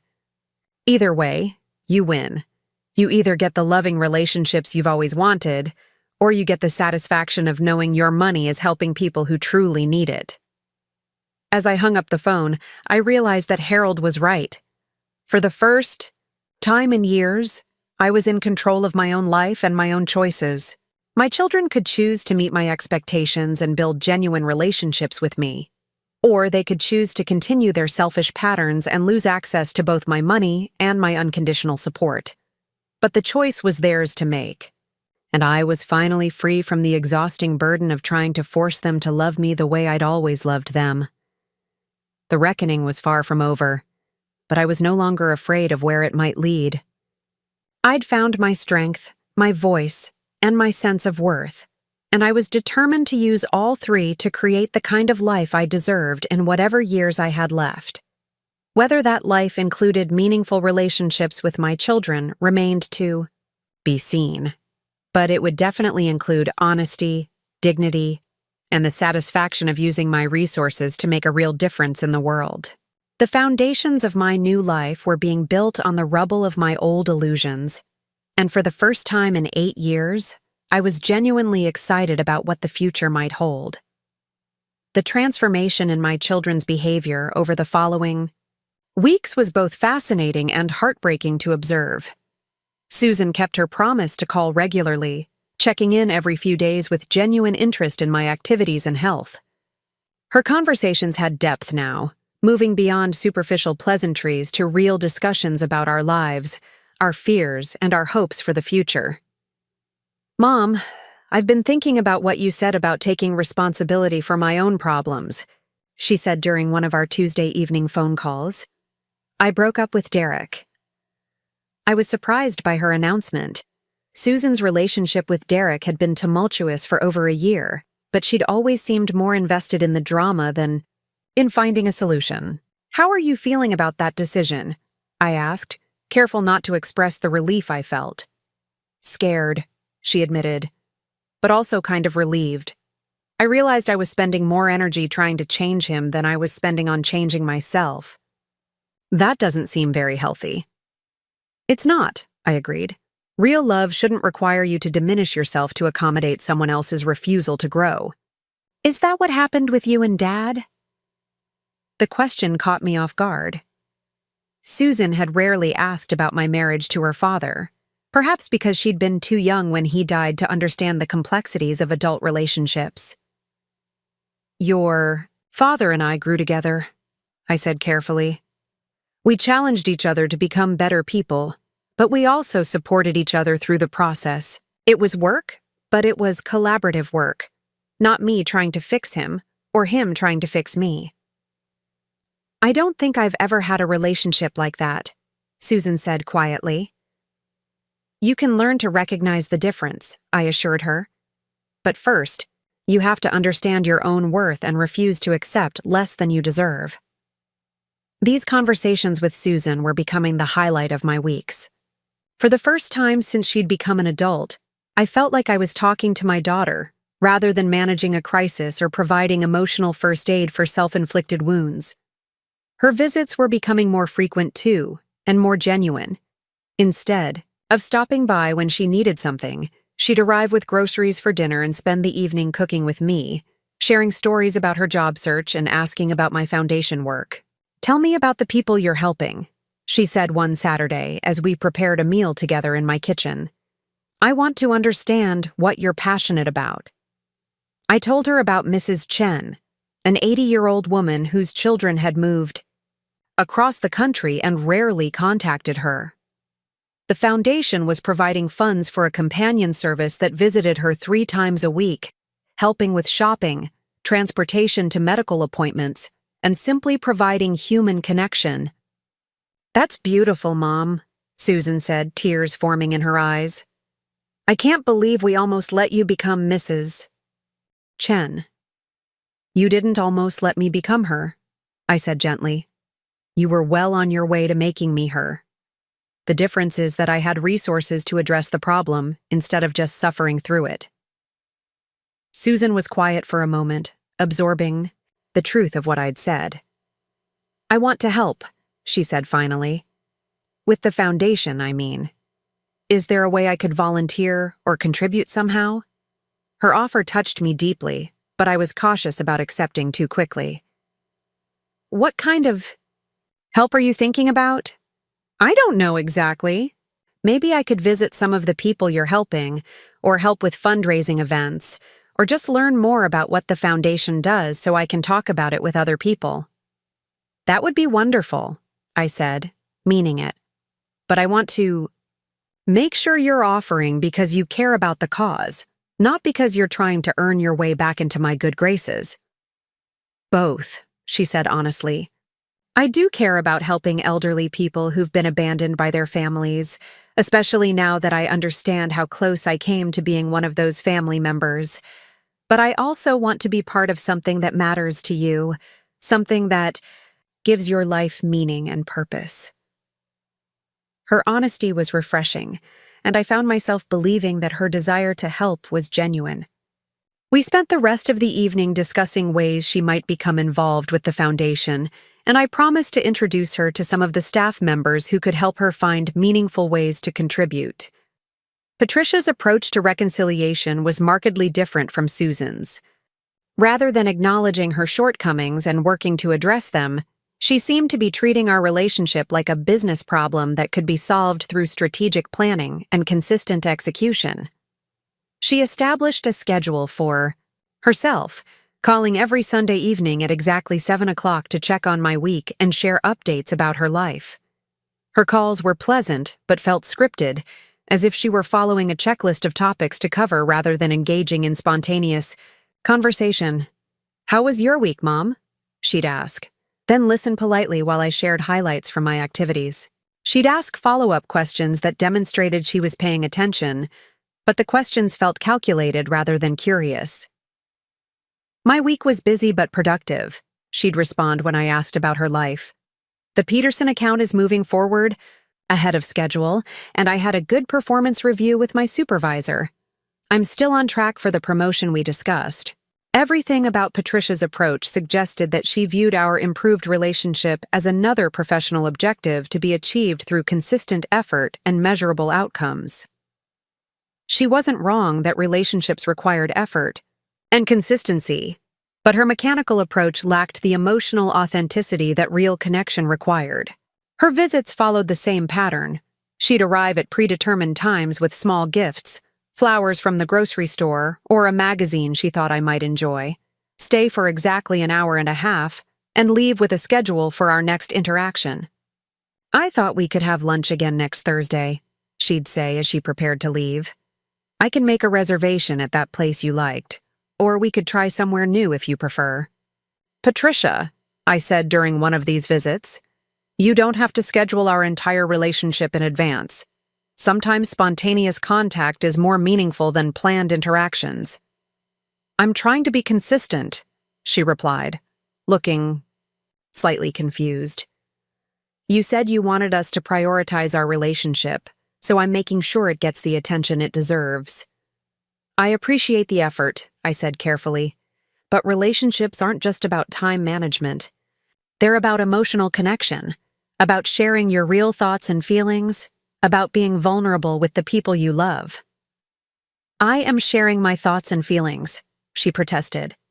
"I tell you about my work, my goals, my concerns about the promotion."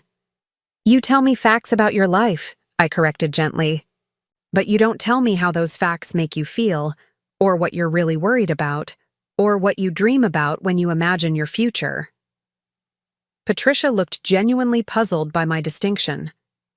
"I'm not sure I understand the difference." Her response revealed something fundamental about how my middle daughter approached relationships. She'd learned to manage people through information sharing and strategic interactions, but she'd never learned to connect with people through emotional vulnerability and authentic communication. "The difference is that sharing facts keeps you safe but distant," I explained. "Sharing feelings creates intimacy but requires trust.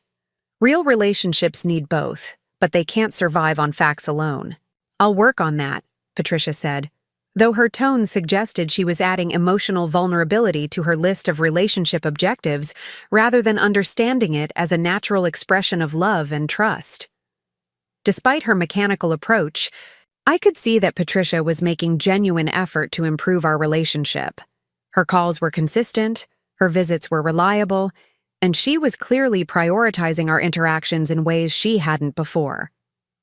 The effort itself demonstrated care, even if the execution felt artificial. Michael's response to the new family dynamics was more complex and troubling than either of his sisters. Rather than attempting to repair our relationship through increased contact or changed behavior, he seemed to be waging a campaign to undermine my credibility and authority. He'd hired a lawyer to investigate whether my charitable donations could be contested as evidence of diminished mental capacity, arguing that no rational person would give away millions of dollars while their own children struggled with financial problems. His attorney had contacted Harold with requests for my medical records and psychological evaluations, all of which Harold had firmly rejected. "He's fishing," Harold explained during one of our regular check-ins. "He's hoping to find some evidence that you weren't competent when you made your charitable donations, which would allow him to challenge the transfers." "Is there any legal basis for his challenge?" I asked. "None whatsoever," Harold assured me. You were clearly competent when we structured the donations. You had independent legal counsel, and your decision-making process was thoroughly documented.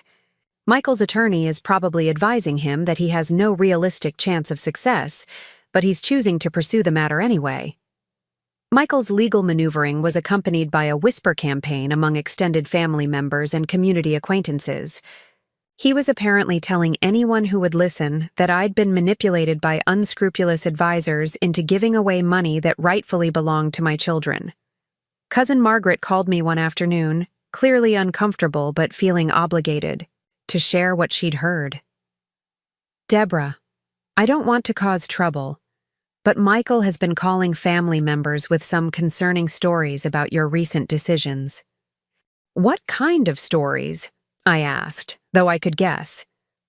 "He's saying that your lawyer and financial advisor have convinced you to donate money to charity as a way of avoiding estate taxes, and that you don't understand the long-term implications of what you've done." I felt a flash of anger at Michael's willingness to lie about my mental capacity and my advisor's integrity, but I kept my voice calm as I responded to Margaret's concerns. "Michael is having difficulty accepting that I made informed decisions about my own money," I said. "Rather than examining his own behavior and working to improve our relationship, he's chosen to attack my competence and my advisor's ethics. He seems very concerned about your well-being," Margaret said diplomatically. "He's concerned about his inheritance," I corrected. "There's a difference, though I understand why he might frame his motivations differently when talking to family members." Margaret was quiet for a moment, clearly processing the distinction I'd drawn. "Is it true that you've given away most of your estate?" "It's true that I've donated substantial amounts to charitable causes I care about," I said. "It's also true that those donations were made after careful consideration and with excellent legal and financial advice." "And your children?" "My children are adults who are capable of supporting themselves," I said. "They don't need my money, though they might want it. There's a difference between need and want, just as there's a difference between concern and greed." After Margaret and I hung up, I found myself deeply saddened by Michael's approach to our family crisis. Instead of using this opportunity for self-reflection and growth, he was doubling down on his sense of entitlement and attacking anyone who supported my right to make my own decisions. His behavior was also affecting his relationship with his sisters. Susan told me that Michael had been pressuring her to join his legal challenge, arguing that they needed to present a united front to have any chance of success. "He keeps saying that we're being manipulated," Susan said during one of our phone conversations. "He thinks you're not thinking clearly because of your heart attack and the medications you're taking." "What do you think?" I asked. "I think you're thinking more clearly than you have in years," Susan said firmly. "And I think Michael is scared that he's going to have to face the consequences of treating you badly for so long." "Have you told him that?" "I've tried, but he doesn't want to hear it. He's convinced that if we all pressure you together, you'll change your mind about the donations and go back to the way things were." "And Patricia?" "Patricia is staying out of it mostly. She says she's focused on rebuilding her relationship with you and doesn't want to get involved in Michael's legal strategies." I was grateful that Patricia wasn't supporting Michael's efforts, even if her own approach to reconciliation felt somewhat artificial. At least she understood that our family problems couldn't be solved through litigation or manipulation. Michael's campaign reached a crescendo when he showed up at my house unannounced on a Saturday morning, accompanied by a woman he introduced as Dr. Rebecca Torres, a psychologist who specialized in elder care issues. "Mom, I've brought someone I'd like you to meet," he said, his tone falsely cheerful as I opened the door. Dr. Torres has experience helping families navigate difficult decisions about financial planning and legacy issues. I looked at the woman standing beside my son, noting her professional attire and the leather portfolio she carried. She appeared to be in her 40s, with kind eyes but a somewhat nervous demeanor that suggested she wasn't entirely comfortable with whatever Michael had asked her to do. "I'm not interested in meeting with a psychologist today, Michael," I said calmly. "If you'd like to visit with me, you're welcome to come in, but I'd prefer to do so without unexpected guests." "Dr. Torres just wants to have a brief conversation," Michael persisted. "She has some insights about family dynamics that might be helpful for all of us." "I'm sure she does, but I haven't consented to a psychological evaluation, and I won't be participating in one today." Dr. Torres spoke for the first time, her voice gentle but firm. "Mrs. Allen, I want to assure you that this isn't an evaluation. I'm here as a family consultant, not as a diagnosing clinician." "Regardless of your role, I haven't agreed to meet with you," I said. "Michael, if you'd like to have a conversation with me about our relationship, I'm happy to do that. But I won't be manipulated into psychological assessments disguised as family consultations." Michael's face flushed with frustration. "Mom, you're being paranoid. Dr. Torres is here to help, not to attack you." "I'm being appropriately cautious about my son's attempt to ambush me with a mental health professional," I replied.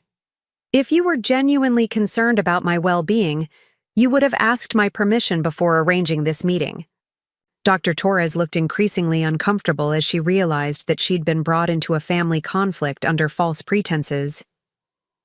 "Mr. Allen, perhaps we should reschedule this conversation for a time when your mother has had an opportunity to consider whether she'd like to participate."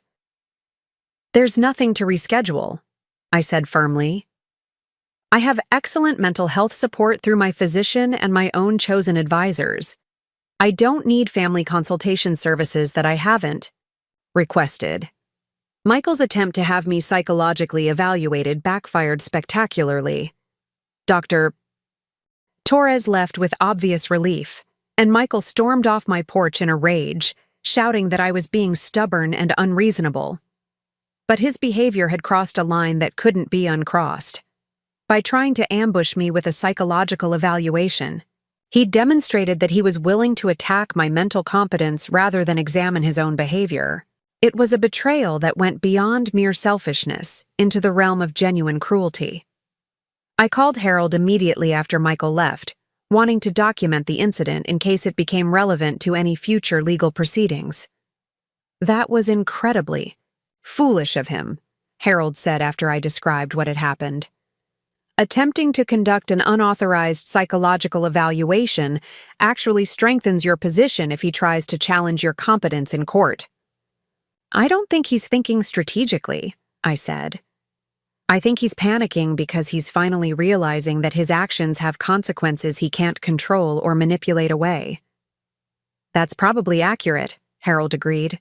"The question is whether he'll escalate further or whether he'll eventually accept that his approach isn't working."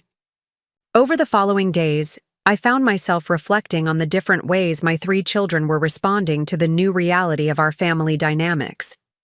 Susan was doing the hard work of genuine self-examination and behavioral change, even though it was difficult and sometimes painful. Patricia was making mechanical efforts to improve our relationship, which lacked emotional depth but demonstrated consistent commitment. Michael was refusing to accept any responsibility for our problems and was instead attacking my competence and integrity. Their different responses revealed fundamental aspects of their characters that I'd been reluctant to acknowledge. Susan, despite her many flaws and poor decisions, retained the capacity for growth and genuine remorse. Patricia, though emotionally guarded, possessed enough self-awareness to recognize that change was necessary, even if she didn't fully understand what that change should look like. Michael, however, seemed fundamentally incapable of admitting fault or accepting consequences for his behavior. The realization was heartbreaking, but also clarifying. I'd spent years making excuses for Michael's selfishness, telling myself that his struggles with divorce and financial pressure justified his treatment of me. But his response to our current crisis revealed that his problems weren't caused by external circumstances. They were caused by his own character defects that he was unwilling to address. Susan's transformation continued to be the bright spot in an otherwise difficult situation. She'd found a new job working for a nonprofit organization that provided services to elderly residents in assisted living facilities. The work paid less than her previous positions, but she seemed genuinely energized by the mission and the opportunity to make a meaningful contribution. I never realized how much I was missing by only caring about myself, she told me during one of our dinners together. Working with these elderly folks has shown me what real problems look like, and it's made me ashamed of how much time I've wasted worrying about things that don't really matter. Like Derek? I asked. Like Derek, and like finding the perfect job that would make me happy without me having to do any actual work to earn happiness, she said with a rueful smile. I'm learning that satisfaction comes from giving, not from getting. Susan had also started attending counseling sessions to address what she called her pattern of choosing dramatic relationships over healthy ones. She spoke openly about her therapy work, sharing insights she was gaining about her own behavior and motivations. My therapist says I've been using relationship drama as a way to avoid dealing with my own problems, she said. When I was focused on trying to fix Derek, I didn't have to think about what was wrong with my own life. That's a mature insight, I said. It's embarrassing is what it is, Susan replied. But I guess embarrassment is better than staying stuck in the same destructive patterns forever. Her willingness to examine her own behavior and make difficult changes gave me hope that our relationship could be genuinely repaired rather than just superficially improved. For the first time in years, I felt like I was getting to know my youngest daughter as the person she was capable of becoming rather than just managing the person she'd been. Patricia's efforts, while less emotionally authentic than Susan's, were still yielding positive results in our relationship. Her scheduled calls and visits provided structure and consistency that I'd been missing for years, and her genuine attention during our interactions made me feel valued even if her approach felt somewhat calculated. During one of our Thursday lunches, she surprised me by deviating from her usual pattern of discussing work and asking about my foundation activities. Mom, I've been thinking about what you said about emotional vulnerability, she said as we waited for our meals to arrive. I realize I don't really know how to do that, especially with family members. What do you mean? I asked. I mean that I've learned to manage relationships through performance and achievement, but I've never learned to connect with people through honest communication about feelings and fears. Her admission was the most personally revealing thing she'd shared with me in years, and I could see how difficult it was for her to acknowledge what she perceived as a professional weakness. Emotional vulnerability isn't a weakness, I said gently. It's a skill that requires practice, just like any other skill. How do I practice it? She asked. You start by sharing something real about your internal experience, rather than just reporting facts about your external circumstances, I suggested. Instead of telling me that your performance review went well, you might tell me how you felt before the review, or what you were afraid might happen, or what it means to you to receive positive feedback. Patricia was quiet for a moment, clearly trying to understand the distinction I was drawing. I was terrified before my performance review, she said finally. I was afraid my supervisor would say that I work too much but don't produce enough, that I'm so focused on looking busy that I'm not actually effective. And how did you feel when that didn't happen? I asked. Relieved, but also kind of empty. Like I'd been worried about the wrong thing, or like maybe success isn't as satisfying as I thought it would be. Her honest response created a moment of real connection between us, the kind of intimacy that had been missing from our relationship for years. I could see her surprise at how good it felt to share her real thoughts rather than just her accomplishments. That kind of honesty is what I mean by emotional vulnerability, I said. It's scary because it reveals parts of yourself that might not be perfect, but it's also what allows people to really know and care about each other. I want to get better at this, Patricia said. Not just because I want to improve our relationship, but because I'm starting to realize that my approach to relationships might be part of why I'm not as happy as I thought I should be. Her willingness to examine her own emotional limitations gave me hope that she might be capable of deeper change than I'd initially believed. Like Susan, she seemed to be using our family crisis as an opportunity for self-reflection and growth rather than just damage control. Meanwhile, Michael's behavior was becoming increasingly erratic and concerning. He'd started showing up at places where he knew I'd be, apparently hoping to corner me into conversations I didn't want to have. When I went grocery shopping, he'd appear in the store and follow me through the aisles, trying to engage me in discussions about my poor decision-making and his concern for my mental state. These encounters were uncomfortable and felt increasingly threatening, even though Michael never raised his voice or made overtly aggressive gestures. His persistence in the face of my clear requests for space suggested that he was losing his ability to respect boundaries or accept rejection. Harold advised me to document these encounters and consider requesting a restraining order if Michael's harassment escalated further. Stalking behavior often starts with seemingly innocent boundary violations, he warned. If he's not respecting your clear requests for space, he may not respect other boundaries either. The contrast between my children's responses to our family crisis was becoming starker by the week. Susan and Patricia were both making genuine efforts to understand their own contributions to our problems and to change their behavior accordingly. Their approaches were different. Susan's more emotionally raw and Patricia's more methodical, but both were moving in positive directions. Michael, however, was moving in the opposite direction. Instead of self-reflection, he was engaging in denial and projection. Instead of accepting responsibility, he was blaming others. Instead of respecting boundaries, he was becoming increasingly intrusive and aggressive. The divergent paths my children were taking forced me to confront a painful truth. Not all family relationships can be saved, regardless of how much love and effort are invested in the attempt. Some people are capable of growth and change when faced with consequences for their behavior, while others respond to consequences by escalating their destructive patterns.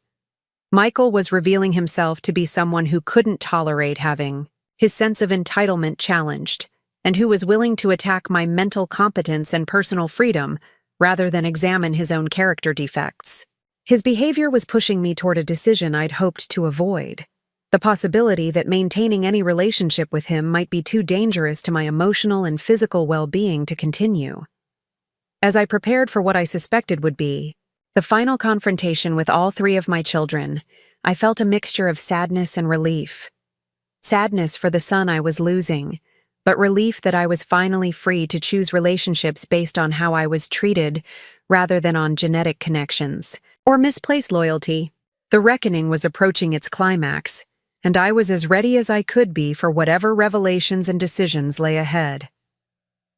The moment of final reckoning arrived on a crisp October morning when I made the decision to call one last family meeting. 6 months had passed since my heart attack at Henderson's Pharmacy, and the transformation in my life had been more profound than I could have imagined. I was no longer the quiet, accommodating widow who accepted whatever scraps of attention her children chose to offer. I had become a woman who understood her own worth and refused to settle for relationships that diminished rather than enriched her life. I sent each of my children a formal invitation, delivered by Harold's office, requesting their presence at my home for what I described as a final discussion about our family's future. The tone was businesslike rather than warm, a deliberate choice that reflected the gravity of what I intended to communicate. Susan arrived first, as I'd expected she would. Her transformation over the past months had been remarkable to witness. She looked healthier, more confident, and genuinely at peace in a way I hadn't seen since she was a child. Her work with the elderly had given her a sense of purpose that had been missing from her life for years, and her therapy sessions had helped her develop the self-awareness that authentic relationships require. "How are you feeling about today, Mom?" she asked as she helped me arrange chairs in the living room for our meeting. "Peaceful," I said, and realized that I meant it. For the first time in years, I know exactly where I stand and what I'm willing to accept going forward. Patricia arrived exactly on time, carrying a small notebook as if she were attending a business meeting rather than a family conference. Her efforts to improve our relationship had been consistent, if somewhat mechanical, but I could see genuine progress in her willingness to be emotionally vulnerable during our conversations. She was learning to connect with people as a person rather than just as a professional, and that growth gave me hope for our future. Michael was 20 minutes late, and when he finally arrived, he brought his attorney with him despite my explicit request that this be a family-only meeting. The lawyer, a sharp-featured man in an expensive suit, introduced himself as James Morrison and explained that he was there to protect Michael's interests during what he called these difficult family negotiations. "This isn't a negotiation," I said calmly. "This is a conversation about our family's future, and I don't appreciate you bringing legal representation to what should be a personal discussion." Given the financial implications of this meeting, I felt it was prudent to have professional guidance, Michael said, his tone defensive and aggressive. I looked at my son, this man I'd raised to believe in honor and integrity, and felt a profound sadness for what he'd chosen to become. His decision to bring a lawyer to a family meeting revealed everything I needed to know about his priorities and his character. "Mr. Morrison, I'm going to ask you to leave," I said firmly. "This is a private family matter, and your presence is neither welcome nor necessary." "Mrs. Allen, I understand your preference for privacy, but my client has legitimate concerns about decisions that could affect his financial future," the lawyer replied smoothly. "Your client has no financial future tied to my decisions," I said. "His inheritance, such as it was, has already been donated to charitable causes. Today's conversation is about relationships, not money." The room fell silent as the full implications of my statement sank in. Patricia's face went pale. Susan looked sad but unsurprised, and Michael appeared stunned, despite having heard hints of this news in previous conversations. "What do you mean, such as it was?" Patricia asked quietly. "I mean that, as of last week, every penny of my estate has been transferred to the Deborah Allen Foundation for Elder Care," I said. "There is no inheritance left to discuss, no financial legacy to divide among my children. Everything I owned now belongs to people who will use it to help elderly individuals who have been abandoned by their families." Michael's attorney leaned forward in his chair. "Mrs. Allen, if you've made significant financial transfers while under emotional distress, those transfers may be subject to legal challenge."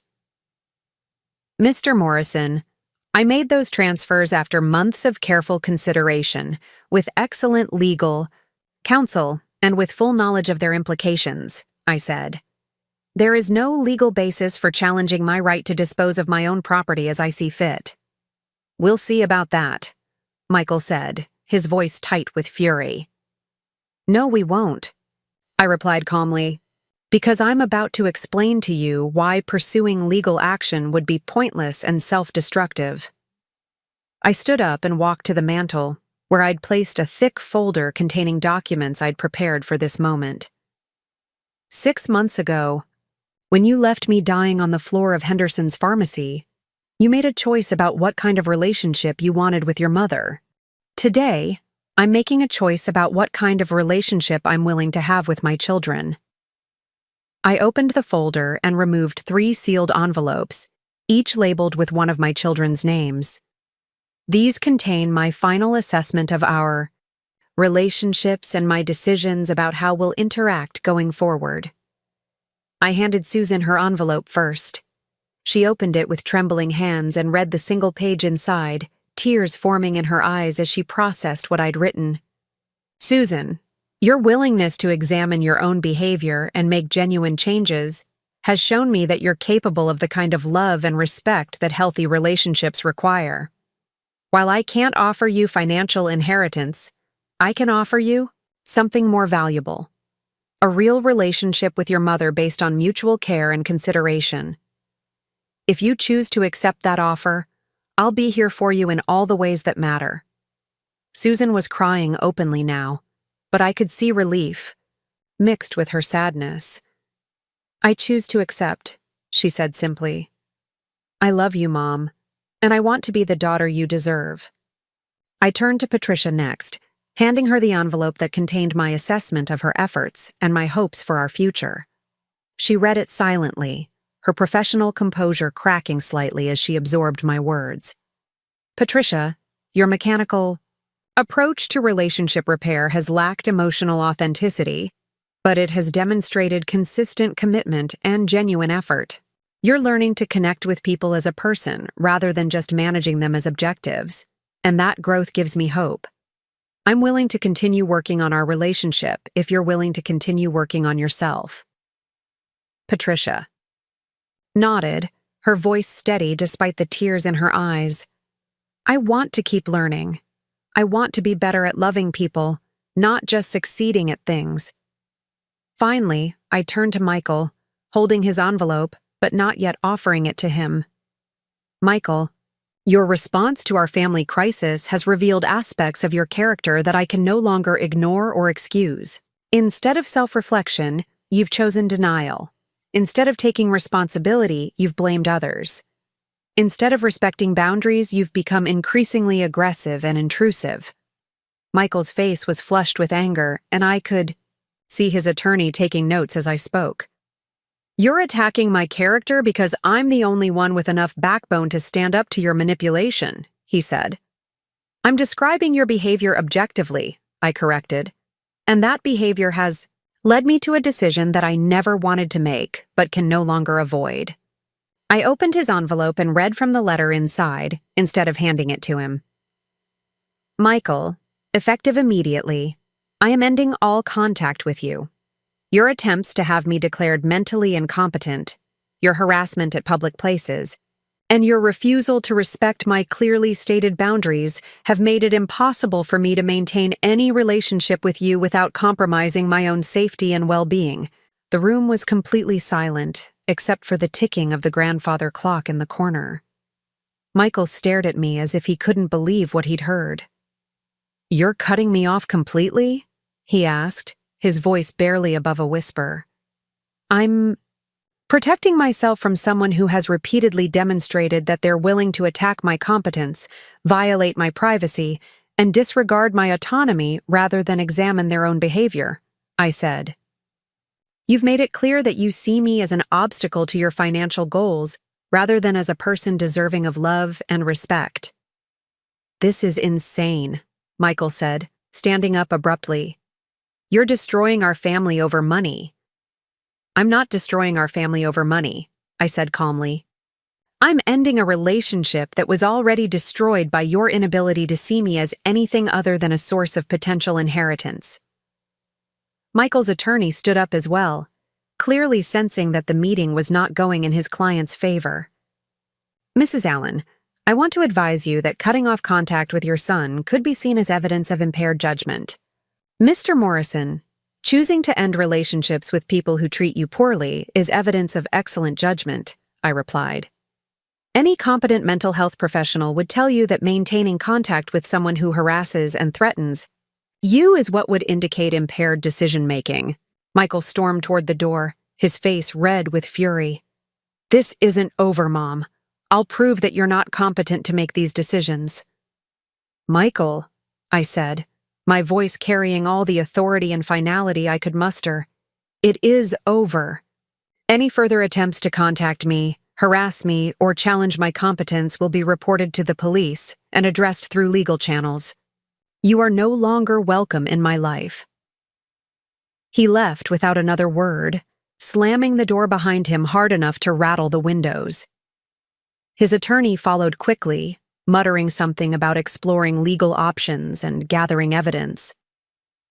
After they were gone, I sat back down with Susan and Patricia, feeling emotionally drained but strangely peaceful. The hardest conversation of my life was finally over, and I'd said everything that needed to be said. Are you okay, Mom? Susan asked, reaching over to take my hand. I'm better than okay, I said honestly. I'm free. For the first time in 8 years, I'm free to have relationships with people who actually care about me rather than what I can do for them. Patricia was quiet for several minutes, processing everything that had happened. I'm sorry about Michael, she said finally. I know that must have been incredibly difficult. It was necessary, I said. Sometimes loving someone means recognizing that you can't have a healthy relationship with them, no matter how much you want to. We spent the next hour talking about our plans for the future. Susan shared her ideas for expanding her work with the foundation, and Patricia discussed her growing interest in finding meaning beyond professional achievement. For the first time in years, I felt like I was talking to my daughters rather than managing my children. As they prepared to leave, both Susan and Patricia hugged me tightly, and I could feel the difference in their embraces. These weren't the obligatory hugs of people fulfilling social expectations. These were the embraces of people who genuinely cared about each other and were committed to building something real together. "Thank you, Mom," Susan said as she stood at my door. "Thank you for not giving up on us, and thank you for teaching us what real love looks like." "Thank you for showing me that people can change when they choose to," I replied. That's been the greatest gift of this entire difficult process. After they left, I sat in my living room surrounded by the detritus of our family meeting, scattered papers and empty coffee cups marking the end of one chapter of my life and the beginning of another. The house felt different now, lighter somehow, as if the weight of maintaining false relationships had been physically lifted from the rooms where I lived. I thought about Gerald and what he would think of the choices I'd made. I believed he would be proud of me for finally standing up for myself and refusing to accept treatment that diminished my worth and dignity. He'd always believed that love should be demonstrated through actions rather than just words, and my children's actions had finally spoken clearly enough for me to hear. The phone rang that evening, and I saw Michael's number on the caller ID. I let it go to voicemail, along with the dozen calls that followed over the next several days. His messages grew increasingly desperate and angry as he realized that I meant what I'd said about ending contact. But I'd learned the difference between someone who was sorry for their behavior and someone who was sorry for the consequences of their behavior. And Michael's messages clearly fell into the latter category. 3 weeks later, Harold called to inform me that Michael's attorney had withdrawn from his case. Apparently, they couldn't find any credible evidence to support a competency challenge, Harold said with satisfaction in his voice. Morrison told me confidentially that he advised Michael to accept your decision and move on with his life. Will he take that advice? I asked. Time will tell, Harold replied. But legally speaking, you're in the clear. Your donations are secure, your competence is unquestioned, and your right to control your own relationships is absolute. 6 months later, I stood in the conference room of the Deborah Allen Foundation for Elder Care, looking out at a room full of people whose lives had been touched by the work we were doing. Susan sat at the table as our newest board member, bringing insights from her direct service work with elderly clients. Patricia attended as a volunteer consultant, helping us develop more effective communication strategies for reaching families before abandonment occurred. Mrs. Chen, the elderly woman whose story had inspired much of our work, spoke about how the Foundation's companion services had given her not just practical support, but renewed hope and dignity. Her testimony reminded me why I'd chosen to redirect my resources toward people who would appreciate rather than take them for granted. When my children moved away, I thought my life was over, she said, her voice strong despite her advanced age.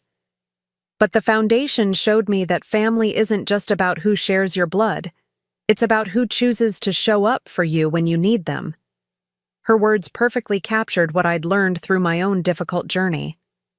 Real family was created through choice and commitment, not just genetics and obligation. Some of the most meaningful relationships in my life now were with people who had no biological connection to me, but who had chosen to care about my well-being and contribute to my happiness. As the meeting ended and people began to leave, Susan approached me with a thoughtful expression on her face. Mom, I've been thinking about something Mrs. Chen said, about family being the people who show up for you. What about it? I asked. I realize now that you spent 40 years showing up for us, but we never really learned to show up for you, she said. It wasn't until you stopped showing up in the same way that we understood what we'd been taking for granted. Sometimes, people need to experience loss before they can appreciate what they have, I said. The important thing is that you learned before it was too late. Patricia joined our conversation, carrying the flowers she'd brought for the meeting. I brought these for the conference table, but I want you to have them, she said, offering me the bouquet. Not because I'm supposed to bring you flowers, but because I saw them and thought about how much joy you take in beautiful things. It was a small gesture, but it represented the kind of thoughtful attention that had been missing from our relationship for years. Patricia was learning to notice what mattered to me and to express care through actions rather than just obligations. As we walked out of the building together, I reflected on how dramatically my life had changed since that terrible day at Henderson's pharmacy. I'd lost one son, but gained 2 daughters who were finally learning how to love authentically. I'd given away millions of dollars, but gained a sense of purpose and fulfillment that money could never have provided. Most importantly, I'd learned that it's never too late to stop accepting less than you deserve, even from the people you love most. Setting boundaries and demanding respect hadn't destroyed my family. It had revealed which relationships were worth saving and which were based on false foundations. The evening air was crisp as we walked to our cars, and I felt a deep sense of contentment settle over me. Tomorrow would bring new challenges and new opportunities to make a difference in the world. But tonight, I was simply grateful to be surrounded by people who had chosen to love me not for what I could give them, but for who I was as a person. That, I realized, was the greatest inheritance I could have hoped for, and it was one that no legal challenge could ever take away. Up next, you've got 2 more standout stories right on your screen. If this one hit the mark, you won't want to pass these up. Just click and check them out.